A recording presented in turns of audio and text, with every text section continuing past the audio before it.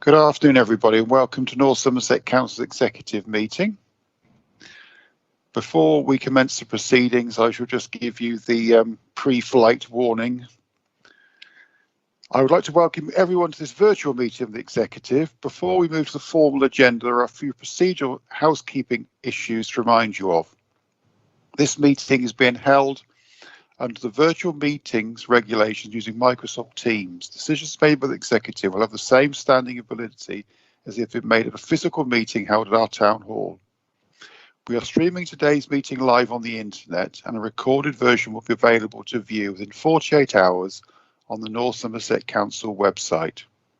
Members of the public may see a number of different people on screen during the course of the meeting, but only the members of the Executive, I will introduce in a few moments, will make the decision on each item of the agenda. I would refer councillors to the meeting etiquette and guide using Teams as previously circulated. Please remember to use your headphones. This will improve the sound quality for everyone and ensure your microphone is muted when not speaking. Non-executive members, would you please ensure that your video is turned off when you are not speaking? When you wish to speak, would you please indicate by using the chat function rather than the hand signals function? It's easy to monitor requests to speak from a single source. I will invite each of you to speak by way of a queue system. If you are leaving or returning to the meeting, would you please ensure that I'm aware of this by using the chat function? This is particularly important in respect of any disclosable pecuniary interests where you are not permitted to participate in the agenda item by law. You should immediately leave the meeting before the start of any debate on an item where you have a disclosable pecuniary interest. A Democratic Services officer will confirm when you've left the meeting and rejoined following the determination of that agenda item. Can I remind members that the chat function should only be used for the purpose of requesting to speak or associated matters and not for general chat. The voting procedure. When proposing a motion, would you please indicate via the chat function that you wish to speak and wait until invited to do so. Please clearly state what you are moving, for example, the recommendation of the report. If you are seconding a motion, please again clearly indicate you wish to speak and wait for me to call you. Generally, voting at this meeting will be done in reverse order and en bloc. That is, I will firstly request votes against the motion, then abstentions, and then all other executive members in the meeting will be taken en bloc as voting for the motion. As chairman, if I determine there should be voting by roll call, the solicitor will call each of you in turn by name. Please state clearly if your vote is for the motion, against the motion, or abstain. This will ensure the vote is accurately recorded for more controversial matters and will enable members of the public to properly observe the vote. Please remember to turn on your microphone when voting and mute when you have spoken. Before moving to the agenda, are there any questions from councillors? Can all members hear and see today's proceedings? And would all please ensure their mobiles are switched off or to silent?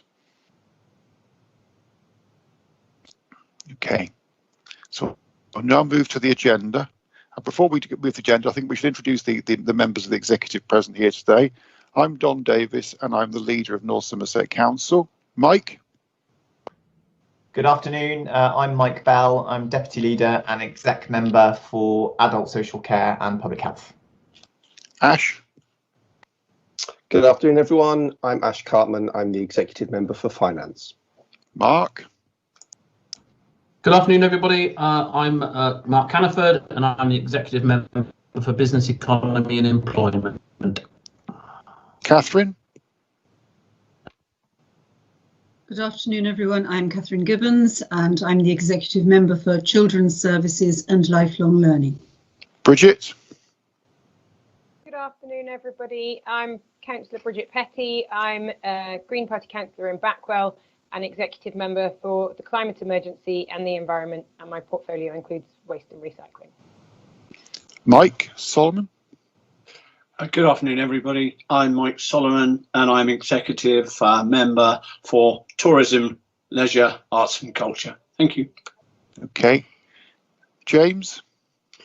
Good afternoon, everybody. I'm James Tonkin. I'm the exec member for Planning and Highways. And there are two of our non-executive, Nicola? Good afternoon. I'm Councillor Nicola Holland, and I'm an assistant executive with responsibility for town and parish liaison and community engagement. Thank you, Nicola. And Jeff? Hi, I'm Jeff Richardson, and I'm the assistant executive member for highways and transport. Lovely, thank you. Okay, and there will be a number of officers will come into the meeting and we'll introduce them in turn. So now we'll start the agenda proper, and the first one is addresses by members of the public. As we are clearly in virtual session, we cannot have direct speakers from the public, but the submission by Mr. Ives is on the website, and this is directly referred to under item 15 when we discuss public space protection orders, and you can read the full script of Mr. Ives' submission on our website.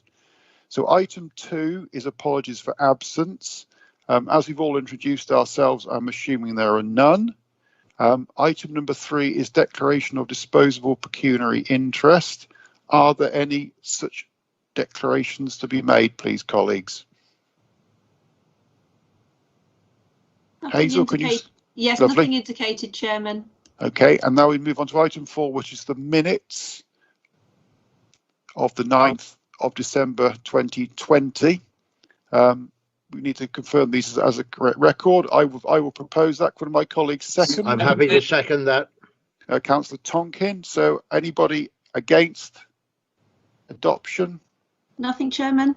Any abstentions? No, Chairman. Lovely, thank you, Hazel. And so that is passed. We now move on to item number 5, which is non-executive councillors' addresses. We have one from Councillor Leigh Morgan. That has been published, and I was going to. Does Councillor Leigh Morgan wish to read it out, or is he happy for us to read it on the website? Because I might make a couple of comments. That was all. I would like to read it out, please. Okay. Thank you. Now, please. Oh, right. Okay. Thank you. Yes, I'm John Leigh Morgan. I represent the Uphill Ward. And I'm increasingly concerned about the malignant influence of China on the UK, but there seems to be a few sounds of disapproval emanating from major countries in the so-called free world. We see democracy being crushed in Hong Kong, the latest being that Beijing may take action against those who hold a British national overseas document, effectively a British passport, a travel document allowing holders to resettle in the UK. In China itself, minority communities have been forced into so-called vocational and educational training centres, effectively prison camps, where gang rape and sexual torture has been reported. Of course, there are other countries abusing human rights, and North Korea and now Myanmar, since last week's coup, come readily to mind. China is also attempting to militarize the South China Sea, violently seizing territory from India and continuing its commercial and military espionage against the West. With Trump gone and Japan at 6s and 7s, and our government having to be cudgeled into excluding Huawei from the development of our 5G network, China clearly expects to have a much freer hand all around the world. And they presumably expect that the worst they will face is verbal condemnation. However, Dominic Raab is now seeking to act against companies profiteering from the enslavement of millions of minority Chinese peoples in their own country. Maybe hitting back at Beijing through commercial channels could be the most effective way forward. Arguably, the aforementioned will increase China's economic dominance to the disadvantage of other economies, including our own, both nationally and locally. I'm therefore here this afternoon to ask you, as executive members, to explore the adoption of measures designed to address these concerns. I have in mind reviewing the Council's procurement and development policies to guard against unwitting support of these inequitable regimes, as well as the Council's adherence to anti-slavery legislation and the like. Perhaps relevant policy and scrutiny panels can scrutinise current policies and processes and make recommendations on policy development. Whilst clearly the relevance to China's activities, I would hope that similar approach would be applied to all concerned regimes. I realise that such measures may be difficult to operate, but before we look to buy cheaply, North Somerset Council should be making every effort to buy British, even if it means paying higher prices. Not forgetting, of course, that we would at the same time be creating and promoting British jobs. The recovery of the UK economy requires nothing less. However, we must always be aware that items carrying a Union Jack sticker may still have been manufactured in China. Of course, we may find that some items are no longer available from UK manufacturers because by being undercut by overseas companies. But we should always be looking where, for example, were our council issued iPads made, our wheelie bins, recycle boxes, and doubtless several other items. China is believed to have inflicted the very worst pandemic that the world has ever seen, emanating, it's believed, from a wet market in Wuhan. But it was several weeks before the authorities announced that there'd been an outbreak of a mysterious disease, and even then it was described as pneumonia. Since then, the authorities have variously claimed that the virus first appeared in Italy, Australia, or India, or that it arrived on contaminated packets of imported seafoods. They have also blamed US Army personnel participating in the Military World Games held in Wuhan in October 2019. For us to be buying products from China or any other pariah regime when the same or similar items are available near a home, and preferably at home, is an abomination, and I would ask you to determine measures which limit North Somerset Council's trade with such regimes. At the same time, we'll be confirming our determination to formulate a sustainable policy that recognises and affirms our belief in the importance of human rights, where the UK continues to be a world leader. Thank you. Thank you, John. We have a canine accompaniment. Is that a British bulldog? Okay, thank you. Yeah, right. Thank you, John. You raised some very salient points. I will, as a matter of course, under our open, fair, greener watchwords in terms of the way we operate as a council and as an executive, I will ask that Councillor Cartman investigate from a procurement point of view. I will ask Councillor Caniford to investigate from a business point of view. I, within my HR response, also look at your issues around slavery and the like, make sure we are fully compliant with all policies around there. And I would also, if he's on the call, ask Councillor Steve Bridger, the chair of the COCO panel, to read your statement again and incorporate that into his work plan, if he is so minded.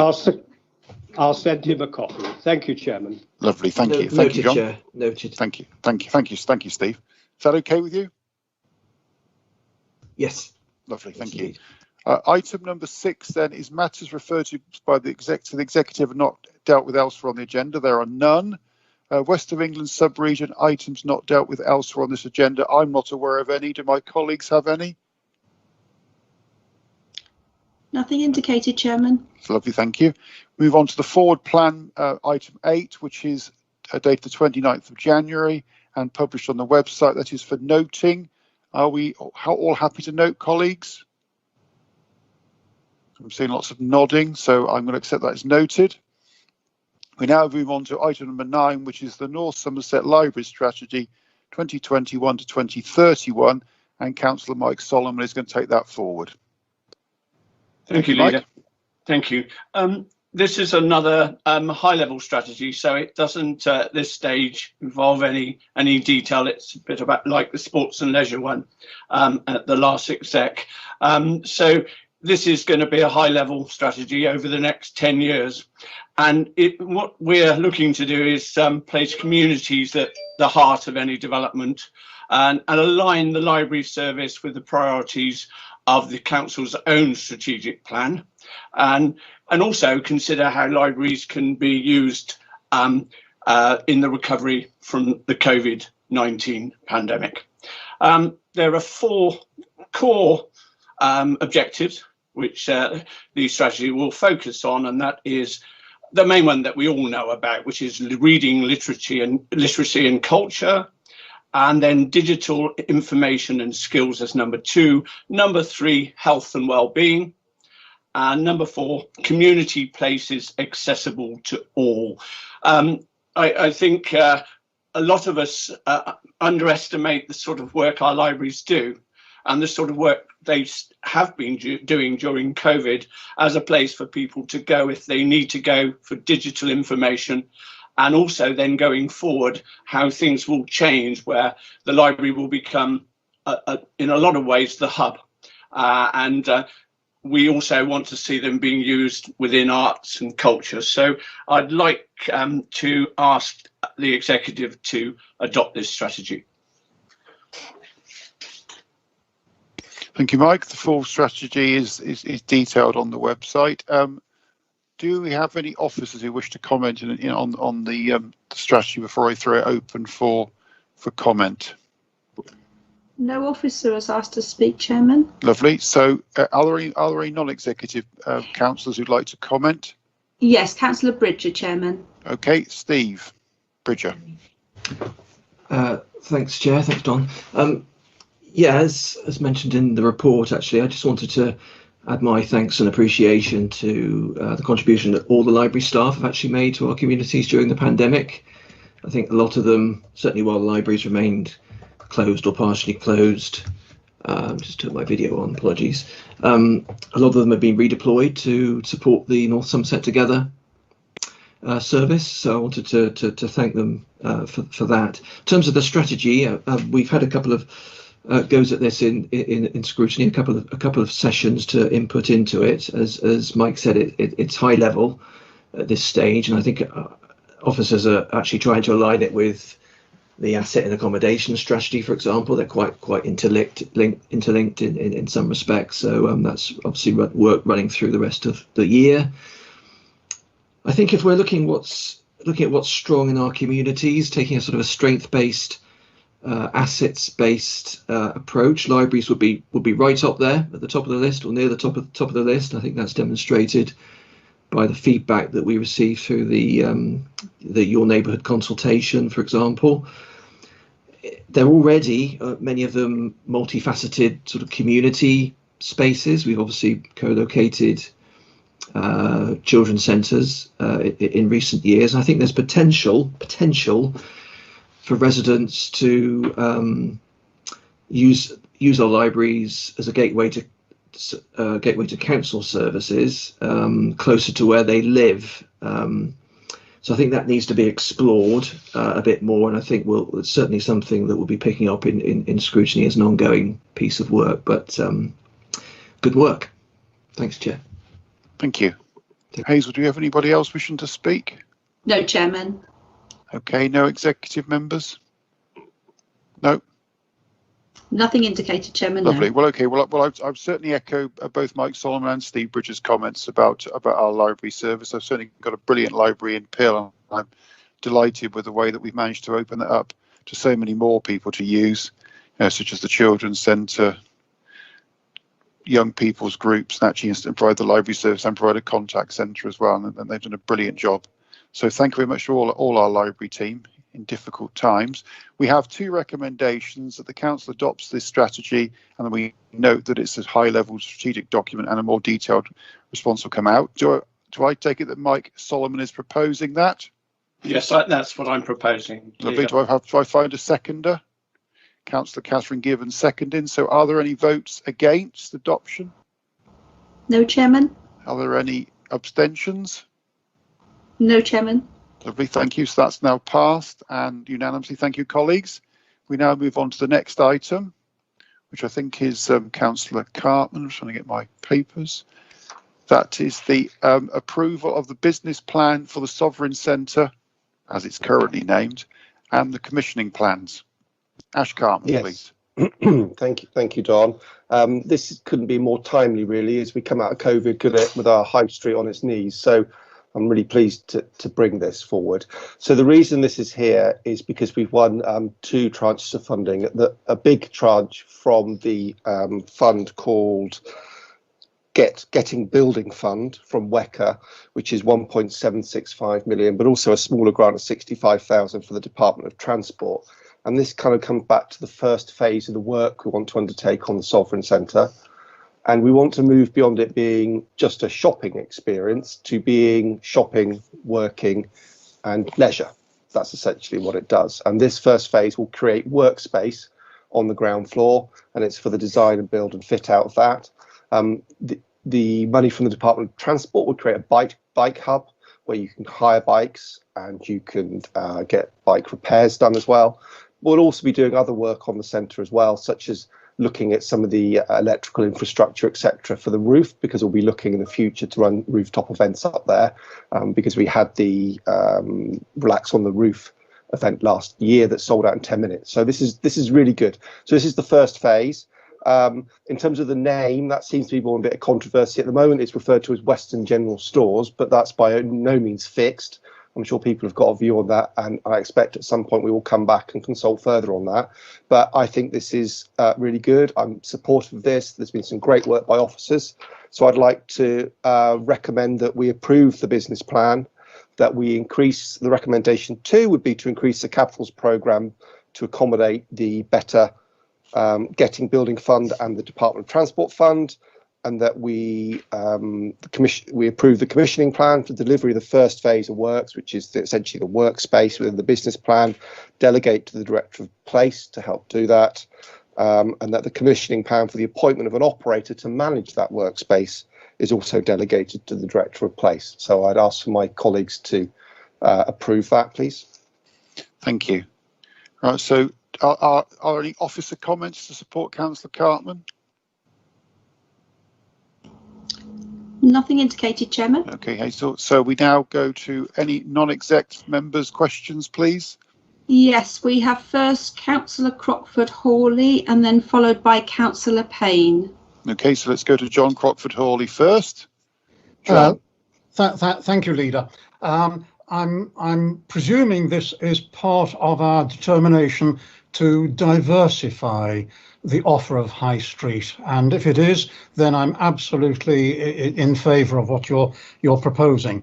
One thing that I would rather hope would come out of this, diversification from exclusive shopping into inclusive shopping, along with cultural, social, residential and employment uses. I think this is terribly important, and what we've got to try and get across to all of our residents is that nobody is to blame for the demise of the traditional high street. It is something which is afflicting every town in the kingdom and every town in the advanced world. And we have got to get to terms with this. And if we're ahead of the game, then we will meet that challenge and solve it.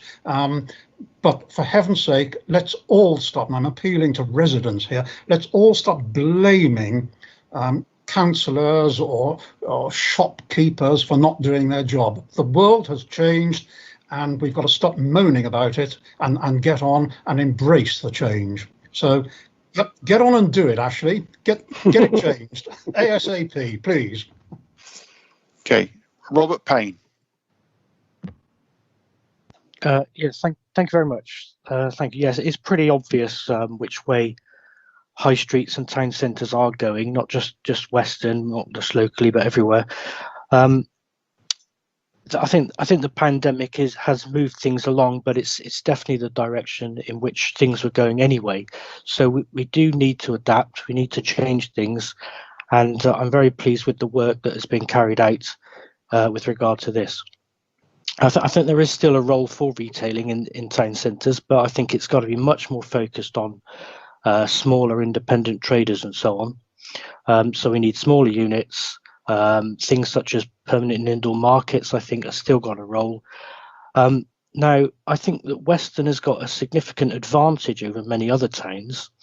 Those towns which rely solely on retail are likely the ones that'll suffer the most. But we still have millions of visitors coming to Western seafront every year, global pandemics aside. And so it's becoming, so I think it's becoming more and more important for Western High Street that it becomes better connected to the seafront. And I see the Sovereign Centre could be key in doing that because of its location between the High Street and the seafront.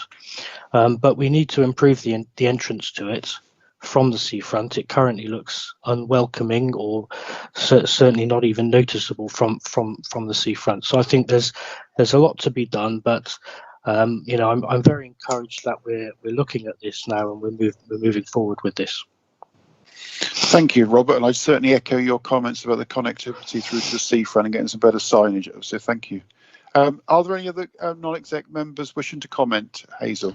No further non-exec members, Chairman.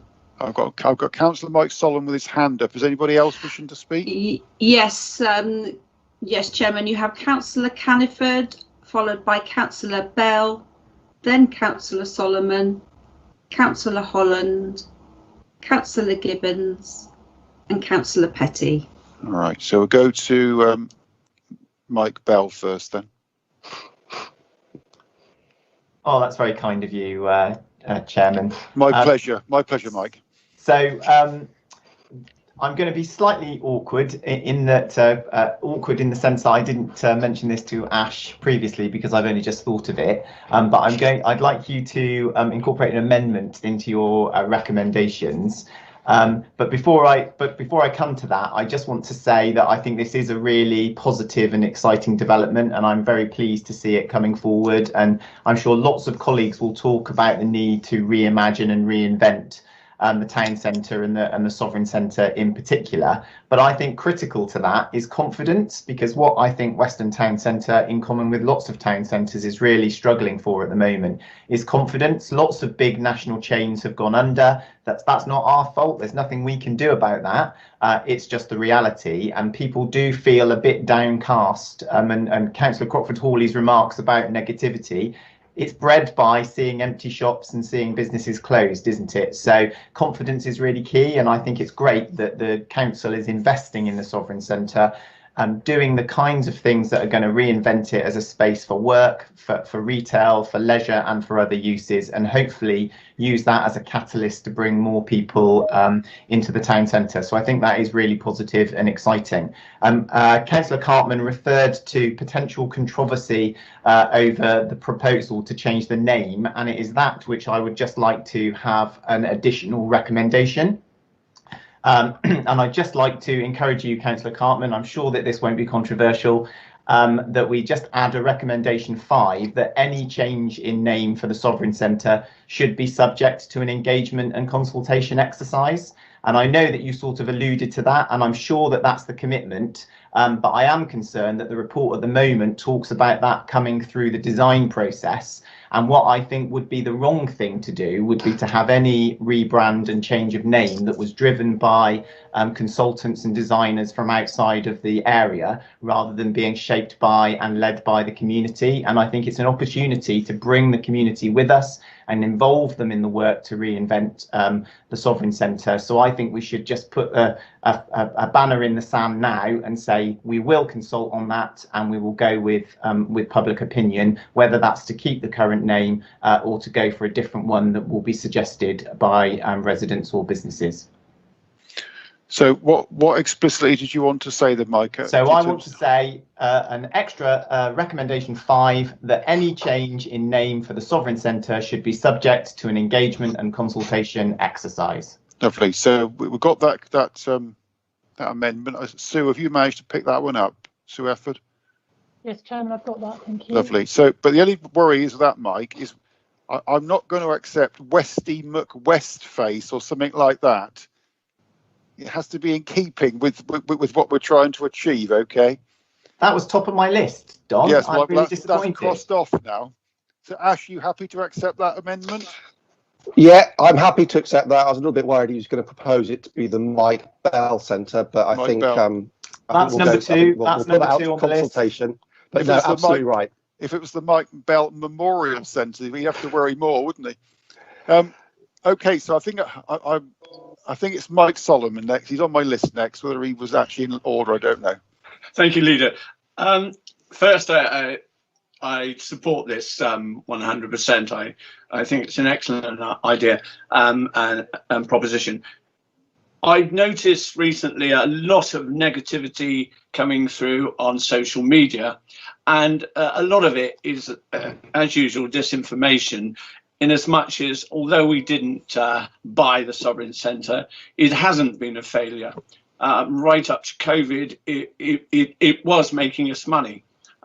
So that's the one thing I think I wanted to clarify. Second, I welcome this because of the fact is we know it's not any longer going to be all retail, that we're going to put other things in there. And with the roof space and the ideas we have up there for doing food outlets and an area to do events, it will have fantastic vistas out to sea. The ability to put arts and craft and cultural things within the centre itself, to make it a place to go. I think it's excellent. Thank you. Lovely. Thank you. So I've got Mark Caniford. Thank you, Chairman. Yes, so we are where we are. No, I wouldn't have bought the Sovereign Centre 4 years ago. That's a simple answer to that. But we are where we are. And the fact is, this plan here gives us an opportunity to turn the position we are in around. The fact that we are not just seeing a changing high street, the fact we are seeing a change in retail in terms of how people have to retail as well. And the fact we have to look for incubator space to be able to bring on new businesses. 100 years ago, we wouldn't have heard of a chain. And now we're getting back into those sort of positions. The starts of all the big high street shops happened at the turn of the century and in the late Victorian times. And we find ourselves in a position where we need to give people the opportunity to start coming up with new and fresh ideas. And I think this Sovereign Centre gives us a chance to do that in all sorts of ways. It gives us a chance to help with retail. It gives us a chance to help with the creative industries. It gives us a chance to help with small businesses looking for space to trade in a town centre where they can interact and work with other people rather than just working at home. As councillors, we know how difficult it is to operate continually behind a computer screen from our offices and not actually interact with people that we want to interact with.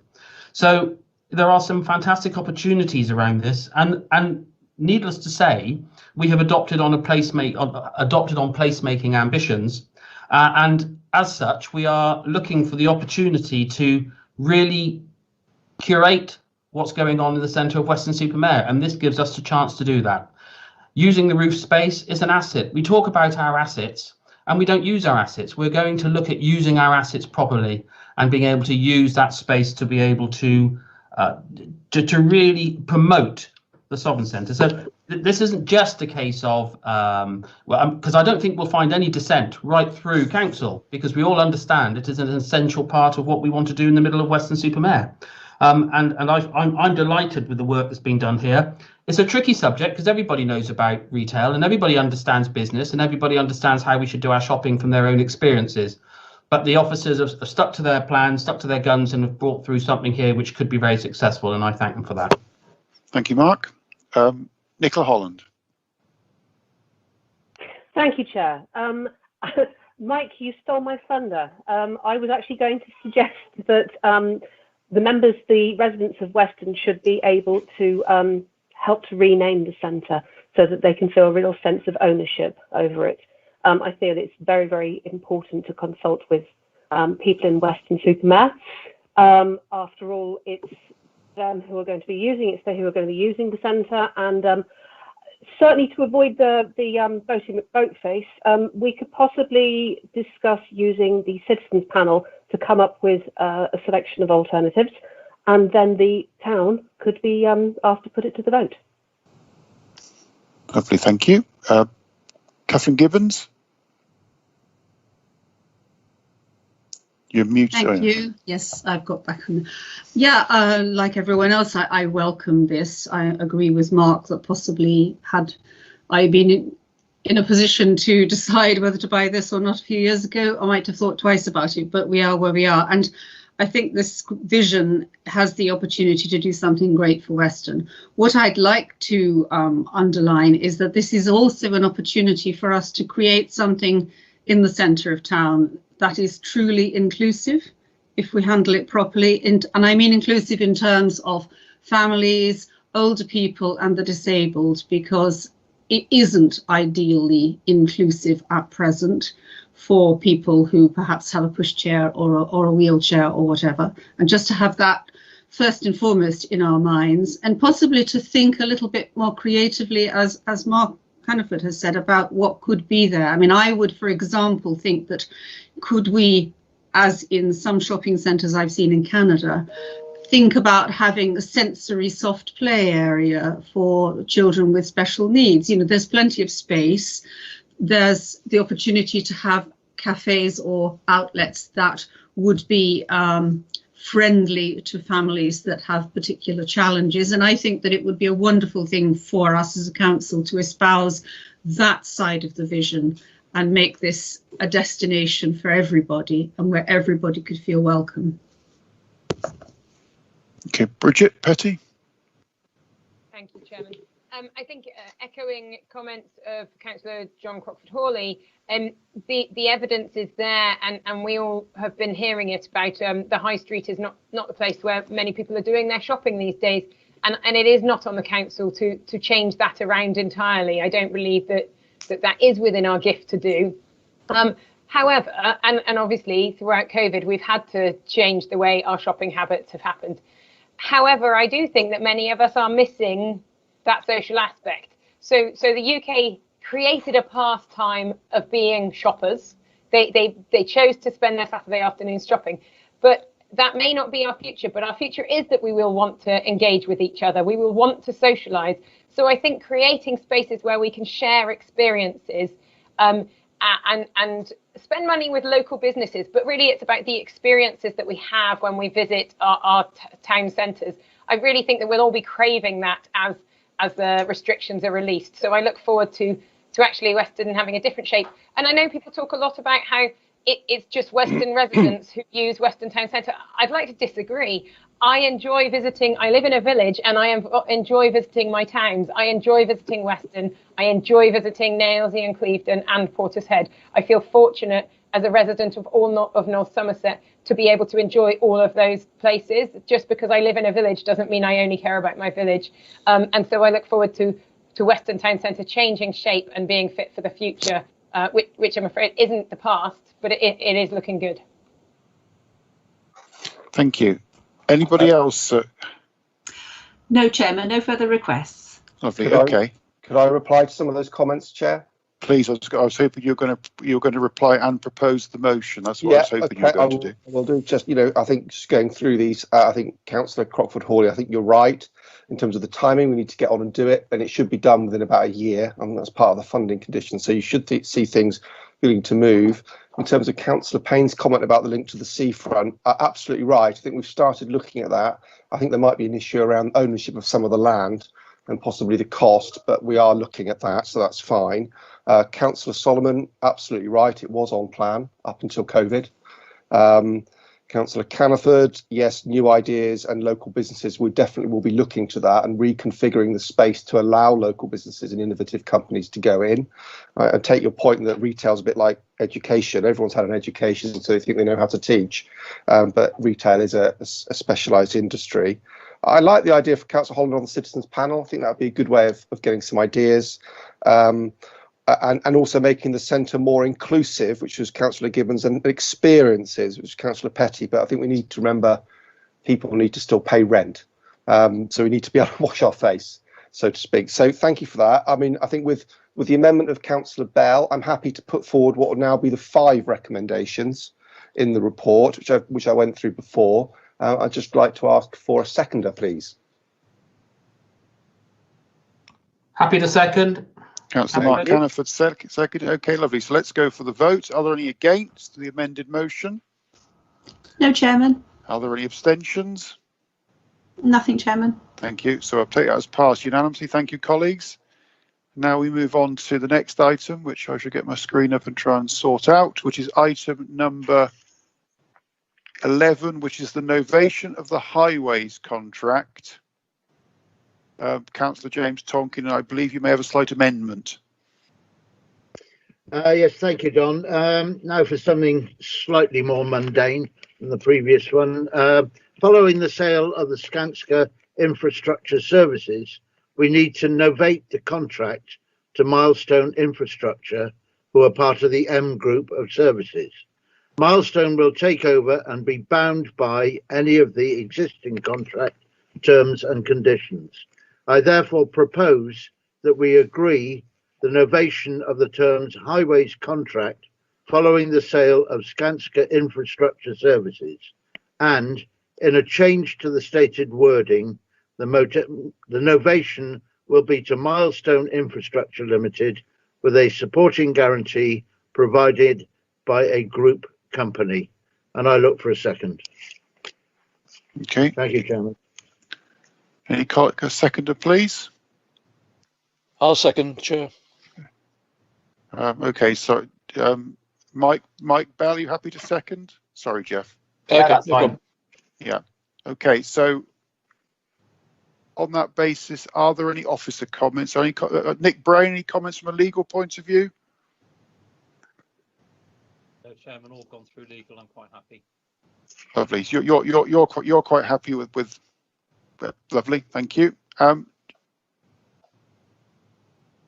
Jeff Richardson. I was just going to say, in the summary where it says the transfer will impact on the services provided, what it really means to say is it will not impact on the services provided, I believe. So if we could get that changed, that would be really handy. Thank you, Jeff. And are there any officer comments, Hazel? No, Chairman. Okay, any non-exec member questions? Nothing from a non-exec member, Chairman. Any exec member questions? No, Chairman. Okay, we'll go straight to the vote then. Are there any against? None shown, Chairman. Are there any abstentions? No, Chairman. Lovely. So that's unanimously approved. Thank you, colleagues. And now I think we stay with James Tonkin for the next one, which is the creation of the sustainable, creating sustainable buildings and places supplementary planning document. That's easy for you to say, but obviously not for me. Yeah, that was a mouthful and 2/3. Certainly anyway, was. Thank you, Don.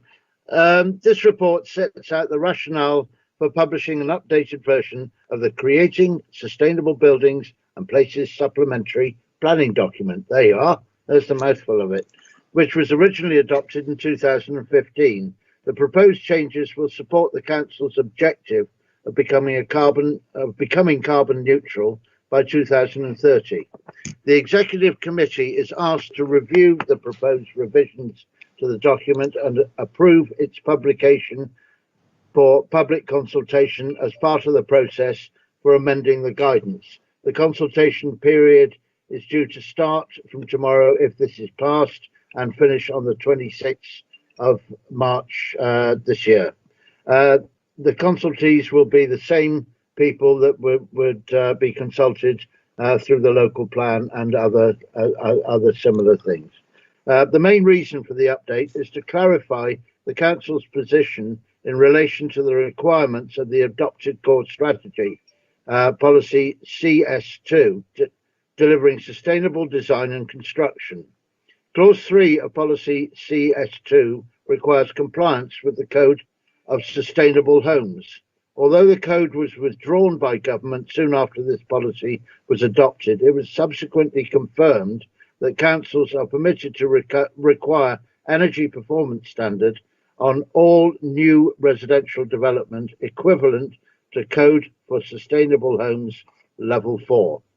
This is set out in the National Planning Practice Guidance, and there are many examples of other local authorities requiring Code for Sustainable Homes Level 4 equivalent compliance. This includes Bath and North East Somerset in this locale, Bristol and others.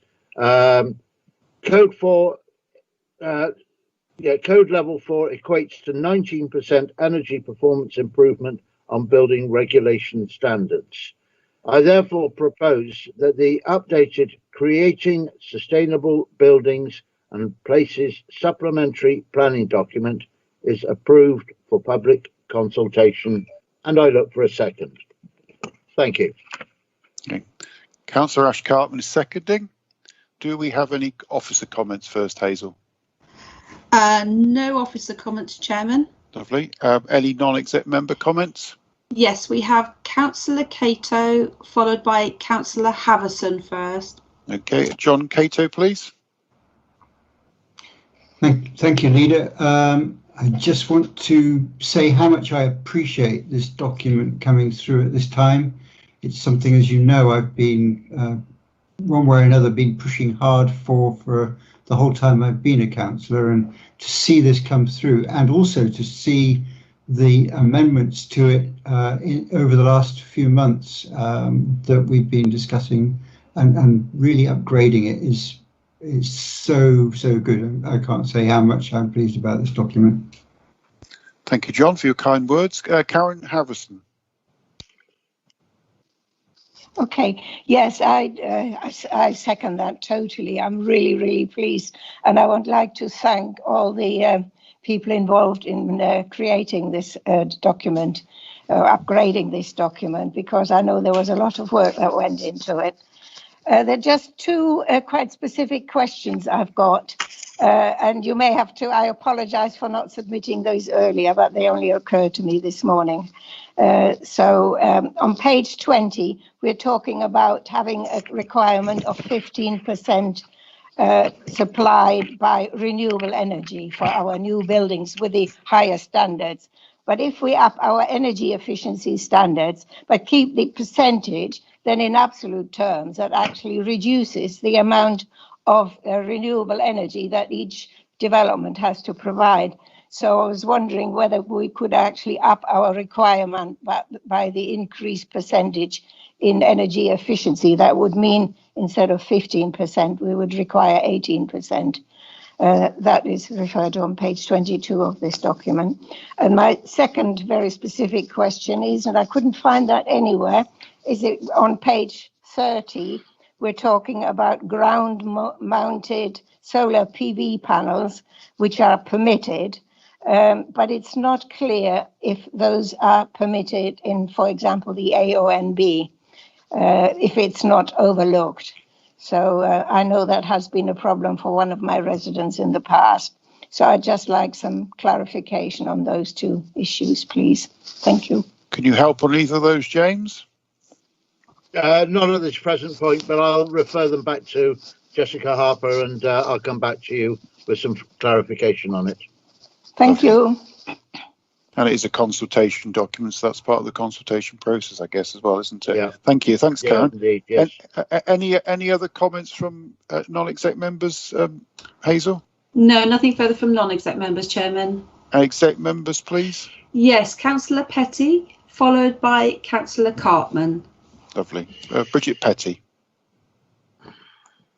Hi, thank you. I think that this is a really important piece of work, but I do think that the language in the world of planning can sometimes be a bit mind-boggling for many. So I hope you don't mind if I just elaborate in the hope that we have some listeners or viewers who have an interest in this, because we often, certainly as a Green Party councillor and certainly as a lead champion on the climate emergency work, we are asked, why aren't we forcing everybody to build carbon neutral homes? Why aren't we making the rules in North Somerset so much better?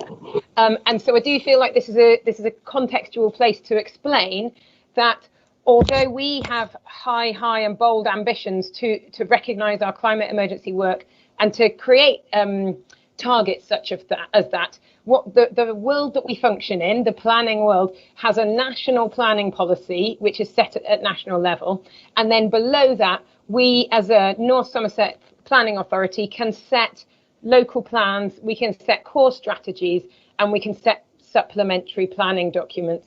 Supplementary planning documents can't set new standards. They can't push on something beyond national standards, and they can't set up new things. So the local plan is a really strong document that will be able to up some of our targets, but this is a way of guiding and shaping what we have within our control, because there are things that we can make happen as this authority, and there are things we don't have power to do. So this supplementary planning document is a really important document. It does set our ambitions as high as we are able to do, and that for that reason I'm really delighted that it's come forward, much like John Cato said. And we've had a working group of councillors addressing the climate emergency work, and this is some of the work that we did to pull together and address that this was really important to us. And we've worked with the portfolio lead and James Tonkin and the officers, and I'm delighted that this piece of work is here. But for some people, I recognise that it will never be enough, but we are still working within the parameters of national guidelines. So we'll keep on being as bold as we can within what we have available. Thank you, Bridget. Thank you. Ash Cartman. Yeah, thank you. I'll be brief. I just have a quick question. It may be for Councillor Petty rather than Councillor Tonkin. I can't seem to find anything that says how much carbon reduction we would expect from introducing this policy, and I think that's quite important, actually. And I wonder whether we could do some work to estimate that, unless it's already in there.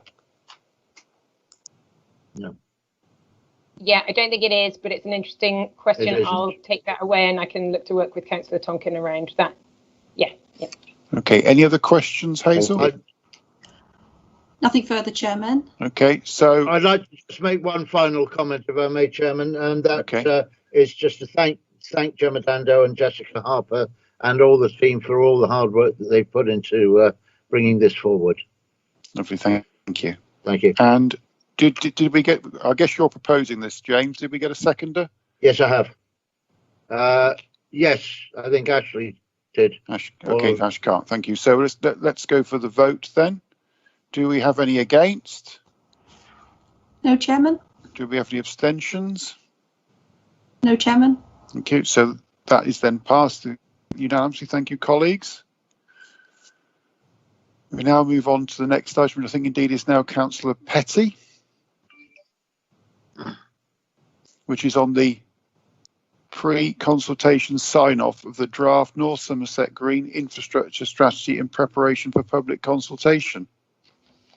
Yes, so as you're all aware, we have now declared the climate emergency, but also the nature emergency.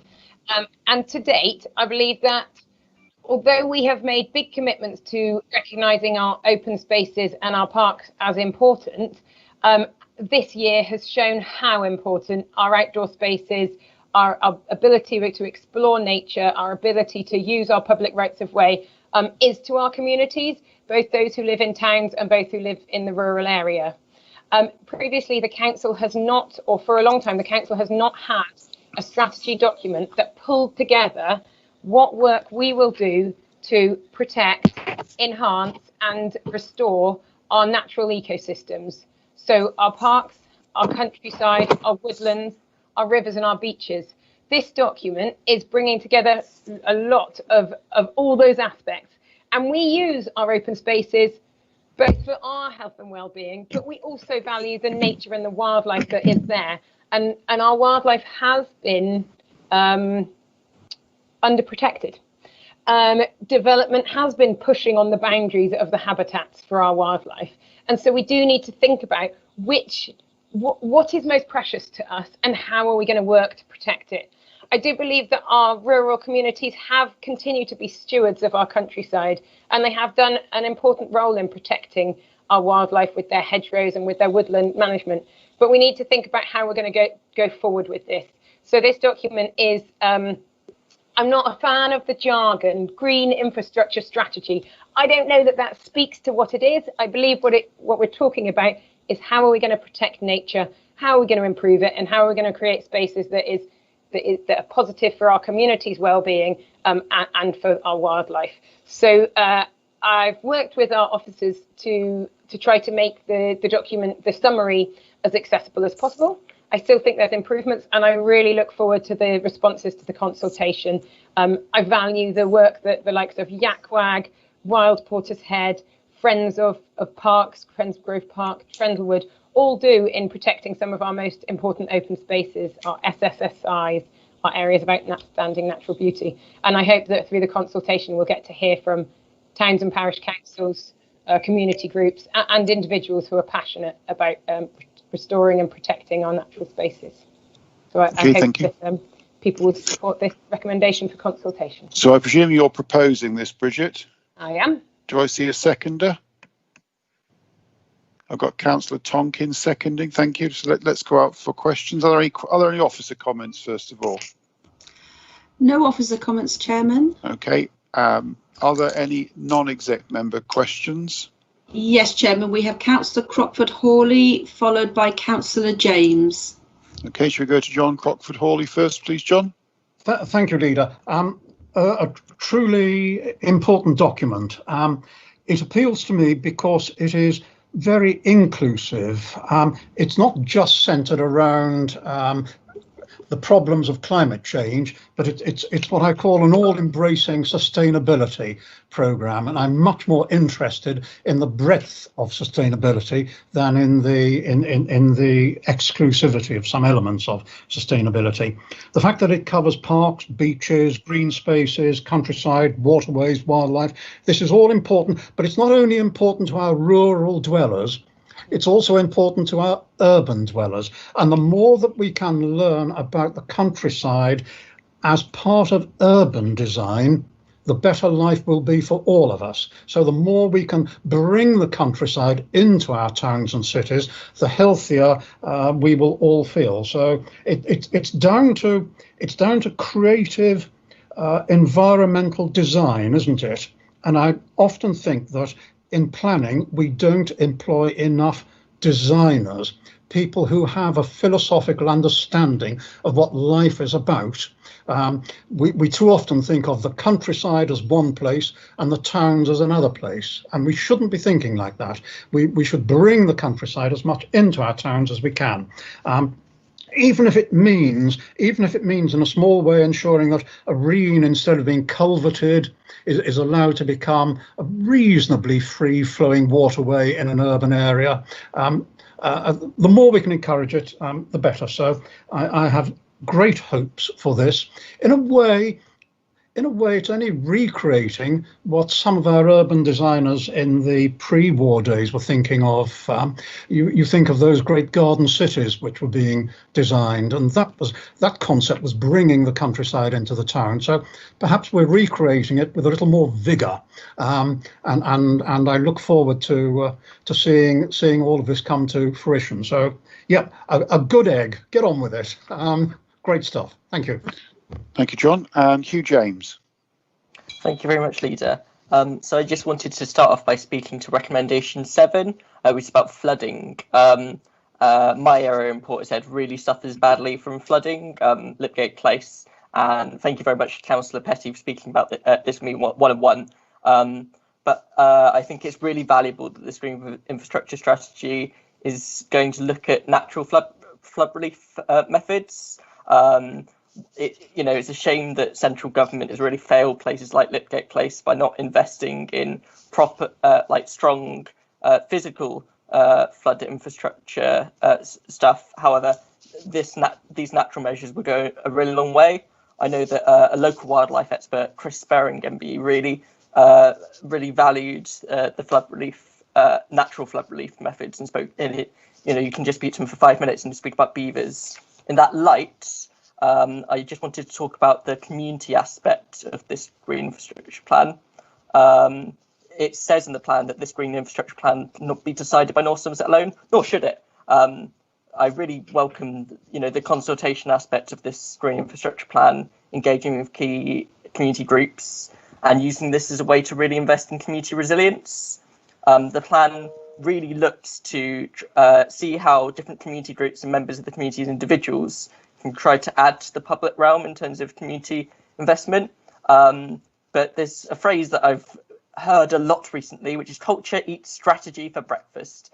And I don't think that we've got a culture of engaging community groups very well in North Somerset. I know that speaking to groups like Wild Portishead and Gatwag, they often don't feel valued or involved in plans and processes. And I know that you'll speak to them throughout this green infrastructure strategy. But if there's a way that you can fully integrate them in the same model that North Somerset Together has really involved community groups and voluntary groups, in that same light where they're co-creators in plans rather than just people who are involved. That'd be really useful. That's pretty much everything. Thank you very much, and cheers for all the time you've put into this. Do you mind if I come back on that now, because I feel like there was quite a few things raised there? Sure. Sure. I think that, yes, thank you, Councillor James, for raising a number of those aspects. You and I have both talked about flood defences, and I think that's really important, our natural flood defences and also our community resilience on that. Just to say, myself and Councillor Bridger met with YACRAG yesterday and had a very detailed conversation, and likewise I have regular dialogue with Wales Portishead. But it's definitely a cultural shift. It's definitely, there's work to be done. I'm sad to say that I believe that the environmental team has seen the cuts and felt impacted by the cuts and its ability to have time to work with all groups collaboratively. I'm passionately committed to that, but it's not always easy to fit it all in every day. So yes, we continue to work, and I know that Councillor Holland in her work as community engagement is bringing that together as well. So I remain committed to trying to improve that and want to keep shaping that dialogue, because those groups on the ground are so effective, so important, and do so much for our landscape. Brilliant, thank you very much. I don't know if Chris Sparring would here, he'd be screaming at the screen, but it saves money, but I really take that on board. And we look forward to the introduction of beavers into Lipgate Place as well, Hugh. Definitely. Thank you. Any other questions, comments from either non-executive or executive members? Please, Hazel. Yes, both, Chairman. First, we have Councillor Cato as non-executive members, and then we have 4 executive, Councillors Holland, Gibbons, Tonkin, and followed by Councillor Caniford. Okay, we'll go to John Cato first then, please. Thank you, Leader. I just want to pick up on what Councillor James just been talking about. First, I completely echo everything that he and Councillor Petty have said about engaging with local communities. Absolutely. He also talked about the flood defences and flood risk. I sit on the North Somerset Levels Internal Drainage Board. I'd like to say that there are some very good people on that would love to be engaged more deeply on a lot of this. In fact, I was walking with one of the REAN supervisors down in the cut in Portishead yesterday to discuss some of this as well. So please, can we reach out to North Somerset Levels Internal Drainage Board a lot more as well in this engagement? Thank you. Thank you. Nicola Holland. Thanks, Chair. Can I just say I'm really excited by this strategy, by this consultation. I think it's a fantastic piece of work, and well done to the team for producing this. I'm particularly excited by the idea of building the community involvement and the volunteering and engagement with different community groups and the parish and town councils. And the fact that it's actually written into this strategy is so important. This is going to cut across so many of our departments, health and well-being, all the financial aspects, that it's going to improve the children's services. I can see the schools and the young adults working with the voluntary groups and working with the community engagement and being involved with everything that's in this strategy. It's a fantastic piece of work, and I'm really looking forward to working with John Flanagan on this. Lovely, thank you. Catherine Gibbons. Thank you. Obviously, I'm going to echo a lot of what's already been said, so I'll try to be brief and echo what Councillor Holland and Councillor James have just said. And as Councillor Petty knows, I'm looking forward very much to working with our schools and across this, because I think this is a fantastic opportunity to increase the understanding about the natural world and the environment amongst our children. There, as we know, because we've met with some very engaged young people from schools in North Somerset, we know that they're probably more informed than their parents about a lot of things, and that there is a huge appetite to protect the natural world and getting involved with this. So I'm just echoing, it's a great piece of work, and we look forward to working together on this. Thank you. Thank you. James Tonkin. Thank you, Chairman. Just a couple of quick questions, actually. What is the period of consultation on this? and with whom will we be consulting? Thank you. Councillor Tonkin, it's 8 weeks, and we have in the middle of March we have a couple of sessions arranged with towns and parish councils and with community groups, and then I will be encouraging all councillors to share it on all of their channels and networks and newsletters, so that we reach as many residents as possible, because I know that we have so many keen gardeners, keen volunteers, people who participate in groups in all different ways, people who have allotments, and school children who are doing school projects to grow food. So I know that across the board, North Somerset is full of people who are passionate about maintaining and protecting our environment and want to contribute to this kind of work. Thank you. Mark Caniford. Thank you. Thank you, Bridget. I just wanted to tease out a couple of things, and it's supportive, not anything other than, but it's all about page 9 and the support sustainable for local food production. And I think there's just a great deal more that we can do, and I think we need to talk about that as a council a great deal more.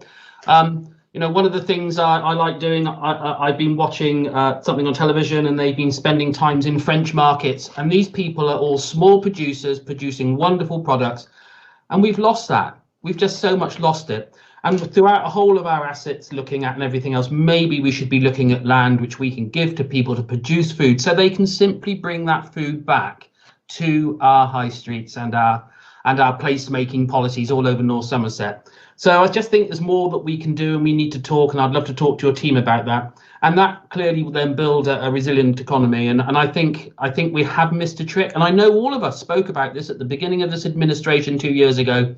We thought that was great, but in the busyness of what we have to do, it's been lost, and I think we need to pull it back.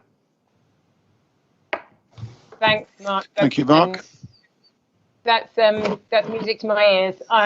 It's one of my passions, and I'm certainly interested in how we can support that sustainable local food economy. I know we've seen some of our local food shops do really well. I've seen our local producers, and we have the larger ones. We have Yo Valley, we have Thatchers who can show us how it's done, and we have the small producers who are doing fantastically well. And certainly, if anybody hasn't checked them out yet, the 5-acre farm model have bought land in Backwell, are growing high-end produce, and are sending it to South Bristol to deliver quality vegetables in a very short food miles. So, you know, can't we be adding to that across the district? But of course, we want affordable food and quality food for everybody. So I think it's a really exciting opportunity. Get it to send it to Weston, Clevedon, Knowsley and Portishead. Absolutely. Let's keep doing it. Thank you. Okay, so are there any other speakers? No, Chairman, nothing further. Okay, thank you. So thank you very much, everybody, for the debate and for producing the policy. Shall we go for the vote? Is anybody voting against? No, Chairman. Any abstentions? No, Chairman. Okay, so that item is unanimously approved. Thank you very much. And we now go on to item number 14, which is ground maintenance and street cleansing contract. And again, Councillor Petty. Yeah, so thank you for introducing this. We have a situation where we have a contract with Glendale Grounds Maintenance. They provide there are two important contracts that have been put together here. So Grounds Maintenance are the crews who go out and they maintain our parks, and they keep our parks looking attractive. They manage the trees that may be falling there, and they also empty the bins out in those park areas. And then we have the street cleansing contract, which is the street sweeping and the emptying bins in our street areas, the managing of fly tipping and the cleanliness around there. So I don't know. So just to bring the residents of North Somerset up to date, that's what this contract is about. And at this time, we're looking to extend the contract for another a couple of years, up to 2026, but with some break clauses in there. Both of those contracts take important roles in resident-facing services, and I think it's quite important in the climate agenda and the environmental work that we're doing, that we continue a good working relationship with this partner to address some of the goals we have around our nature emergency and our climate emergency. So I'd ask people to support me in this extension. Lovely. So you're proposing that, Bridget? Do we find a seconder, please? Councillor James Tonkin, thank you. Any officers' comments? No, Chairman. Any non-exec member comments, questions? Nothing from non-exec. Yes, please. Yes. Oh, Councillor Leigh Morgan, yes. John. Thank you. This is a point that I've made on several previous occasions, and that is the street cleaning contract, I think, is very poorly operated. We used to have two-man teams, one of which used to get out with a broom and sweep the pavement and sweep out leaves, etc., from behind parked cars, which the driver then would drive over and pick up. Now, one-man team can't do that. And so I think that all over the town, street cleaning is very, very poorly done. And it would also be helpful if the North Somerset Council website had timetables that people could access, because, for example, I've got boards outside my house to make it a little easier for the cars to get in and out. If I knew exactly when the street cleaning team was going to come round, I would lift those onto the pavement or onto my drive so that they didn't have to go round them. They could go right up the curb as I'd like to see them. So I would make those suggestions. I think that the street cleaning contract needs to be tightened up quite significantly. Do you want to comment on that, Bridget? I think I'll just have to take that back as feedback and work with the contractor around discussing some of that. But it is fair to say that this is a contract that has been impacted by financial cuts and financial pressures. So I apologise that the expectation for higher quality service is there, but I'm not sure if we do have the finances to meet all of those expectations. I would have to say it's been progressively cut back ever since I became a councillor to a very, very minimal service. So that wouldn't have helped. Anybody else? May I just make a further comment? It's a very in-your-face matter, street cleaning. And not only is a lot of the gutters not being cleaned out because of the parked cars, but also the amount of weeds that are left growing there for weeks on end, and some of them 18 inches high. And I think it looks, well, I was going to say third world, but in Vietnam I've seen better streets than I can sometimes see around Weston. Okay. I can't comment on Vietnam. I've not been there, John. So, any other comments, please, Hazel? Nothing further from non-exec, just exec members. Yes, Councillors Bell and then Gibbons. So, Mike Bell, please. Thank you, Chairman. And I'm going to endorse in many respects what Councillor Leigh Morgan's just said.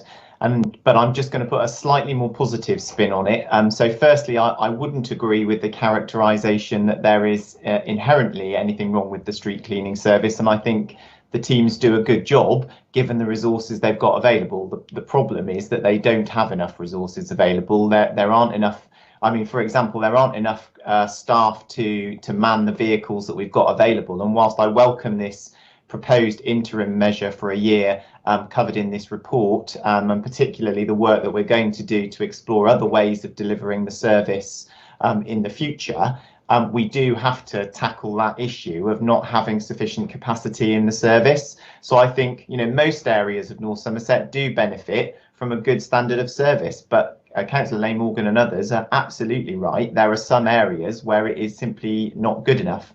So what I would just encourage Councillor Petty and officers to do is, as part of this process, in reviewing future arrangements and whether it's something that we could bring back into our own internal company or whether we're going to look to recommission, let's really drill down into what we can do in partnership with town and parish councils, in partnership with some of the excellent volunteer groups that are out there working to keep our streets clean, and make sure that we do target the limited resources that we've got in the areas where they will have the most benefit.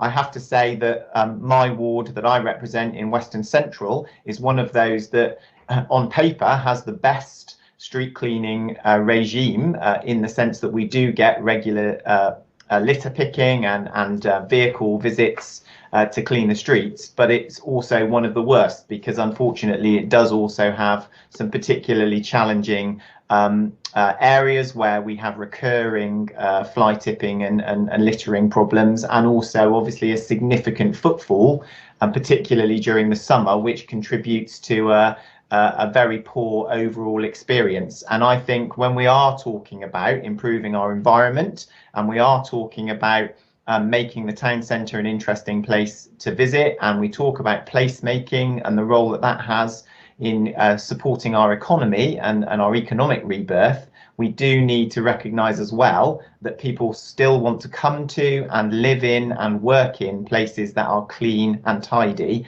and that needs investment as well. Thank you, Mike. I'll come back on that slightly. Yeah, I completely agree. Just that it does matter, the cleanliness of our streets and our communities and our town centres. And the team, when they hear of fly tipping situations, I do feel that they act promptly and swiftly in my experience. But like you say, the frequency of the service is something that has become a challenge as a result of financial strains. And I'm pleased that this report also looks at what alternatives we might have available to us in the coming year. I've got Catherine Gibbons.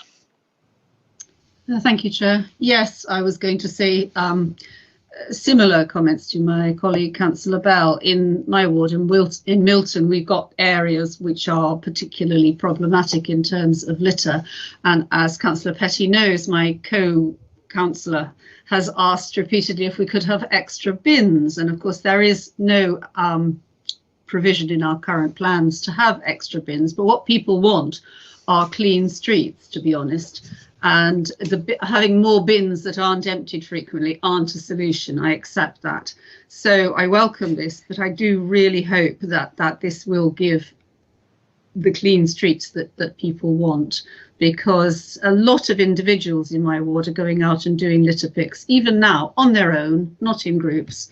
And they come to me and sort of say, well, why are we doing this? Why isn't North Somerset doing more? And I think there are two things, aren't there? You know, people have to be educated not to drop litter in the first place, because it isn't that hard to stick it in your pocket or find, you know, till you can find that somewhere to put it. And for us to be more vigilant as a council, because it's proven time and time again that if a place is messy, people will litter even more. When it's clean, they feel much less likely to do so. So I thank you for this and look forward to better things. Certainly in Pill, we've done an adopt a street where you pick up litter in your own street, or a street you decide to adopt, and that seems to keep the streets reasonably clean and tidy for want of extra resource. I think Terry Porter's hand I saw up. Yes, Chairman. Terry. Yeah, thank you, Chairman. Yeah, unfortunately, this is a problem throughout the Southwest. I think Glendale do a good job here with the funding they've got. Unfortunately, you'll find throughout the Southwest, all of the councils are going through the same difficulties. And, you know, I get to see a lot of this when we go around judging the areas. And there are a lot of them now that have their own litter picking funds. In our village, we actually have orderlies now that look after our village and streets, because, you know, the days when, you know, the district council could do it have gone, and people have got to understand that. And there's a lot of places now. Portishead is one particularly that's got a very strong litter group up there that does well, but I could name you probably 20 towns around the Southwest where there are volunteer groups going out and helping to keep the areas clean and tidy. Because unfortunately, I think what's happened with the pandemic, like Bridget said, you know, people have started to realise the parks are very important, but it's one of the first areas back even before this administration. You know, there was always the threat in cutting the green and open spaces budget first, because it seemed to be the easiest one to do. And I think it's getting respected more now, the need for it. But I think you still need to get volunteer groups, and there are hundreds of volunteer groups around the Southwest that are doing all sorts of activities. And you talk about your homegrown food, like Mark said there. You know, there are a lot doing that as well. You know, I get to see a lot of these, and I think what we've got to do is promote and encourage more of the communities to come forward and do it. Because I don't think, if you're honest about it, with the contract you've got now and the money that's there, you're going to get someone getting out of the car, sweeping the leaves from behind the cars and that, you know. Unfortunately, those days have gone, but hopefully communities will pick it up. But it is common everywhere, you know, and some of them are meeting the challenge with volunteers, which I think is the way ultimately it's got to go. Thank you, Leader. Thank you, Terry. Any other comments, Hazel? Yes, Chairman. Councillor Caniford. Mark Caniford. And it's just to really comment around why. So we need joined up thinking, don't we? The fact is, for example, I had my rubbish picked up today and they dropped some paper on the ground. So I picked it up and put it back in the box, ready for next time. I didn't ring up the council and said, you've dropped rubbish. We've picked it up. And the fact is, if we want to have so many cars in our streets, well, there are things going to get behind and underneath cars. So again, we need to pick it up. The reality is we do need a lot of joined up thinking about all these services, and they can't be looked at individually. So the way we deal with our rubbish, the way we deal with our streets, they're so linked, because if you have a windy day, you'll have a lot more rubbish than you would have had before. And we've got to start looking after our own environment, not expecting the council to do absolutely everything for us and holding our hands. That's not how it used to work. If people think that's how it worked 50 years ago, I can remember I used to go and sweep the gutter myself when I was a boy. It was one of my jobs for pocket money. And so I'm sure others have done the same. And so it is about being proud of where you live and what you do, and just getting on and looking after your environment. Thank you, Mark. Any other comments, Hazel? No, that's it, Chairman. Lovely. We've got two recommendations. We've got a proposer and seconder. We'll go for the vote. Any voting against? Sorry, Don, I'll just quickly come back just to say, if you don't mind, I think one thing that it is worth saying is just that following the very challenging times of last summer, where it was great that people came back out to our open spaces and used our parks, but used our beaches, and we found that there was a significant increase in littering. The council has taken the decision to pursue a working relationship with the local authority support, who will be coming to do enforcement around littering. So that's the organisation that we're expecting to start in the springtime. So that's around the enforcement. But I certainly also advocate the litter picking. I just saw Councillor James had his litter picker. My village has their orderly retired, and we haven't been able to replace them yet. But I also go out with my litter picker. The thing that upsets me the most is when I find the face masks, and a short walk finding 4 or 5 disposable face masks is really sad. But so I think it is a combined approach. It's joined up thinking. It's working with our towns and parishes, working with our bids in our larger towns, and hoping that between us, where the individuals and the residents take a level of responsibility, that it just reduces the behaviour of people thinking it's okay to litter. Certainly, if you find a full bin, please don't leave litter next to it. Just take it home. Thank you. Okay. Thank you. So are we happy to go for the vote? Are there any against? No, Chairman. Any abstentions? No, Chairman. That's unanimously passed, and thank you very much, colleagues. Now we move on to item 15, which is public space protection orders. I think Mike Bell is going to lead on this one.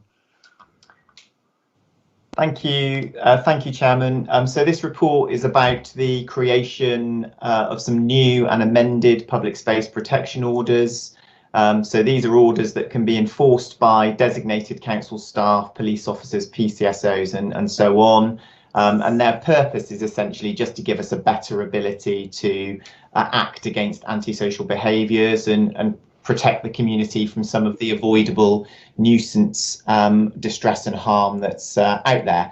The PSPOs, they cover a wide range of areas, including things like dog fouling, littering and so on.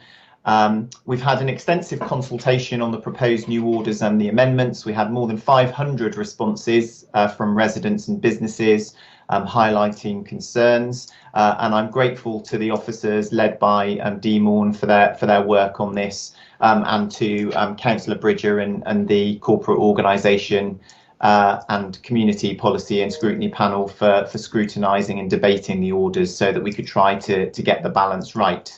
There are 2 minor amendments to the report that I need to flag. The first is that the approval of the Court Hay football field PSPO will be subject to further satisfactory consultation with the Bath and Wells Diocese in their capacity as the freeholder of the land. And the second is that the proposed order on aggressive begging will not be implemented at this time and will be subject to some further consultation and consideration in line with the other matters listed in section 3.6. So therefore, with those couple of amendments, I propose the recommendation, which is that the new and amended orders be adopted as set out in the report. Okay, so just for check, so Sue F, have you got those changes noted? Yes, thank you, Chairman, I have. Thank you. And so I suggest that Mike Bell is going to propose that.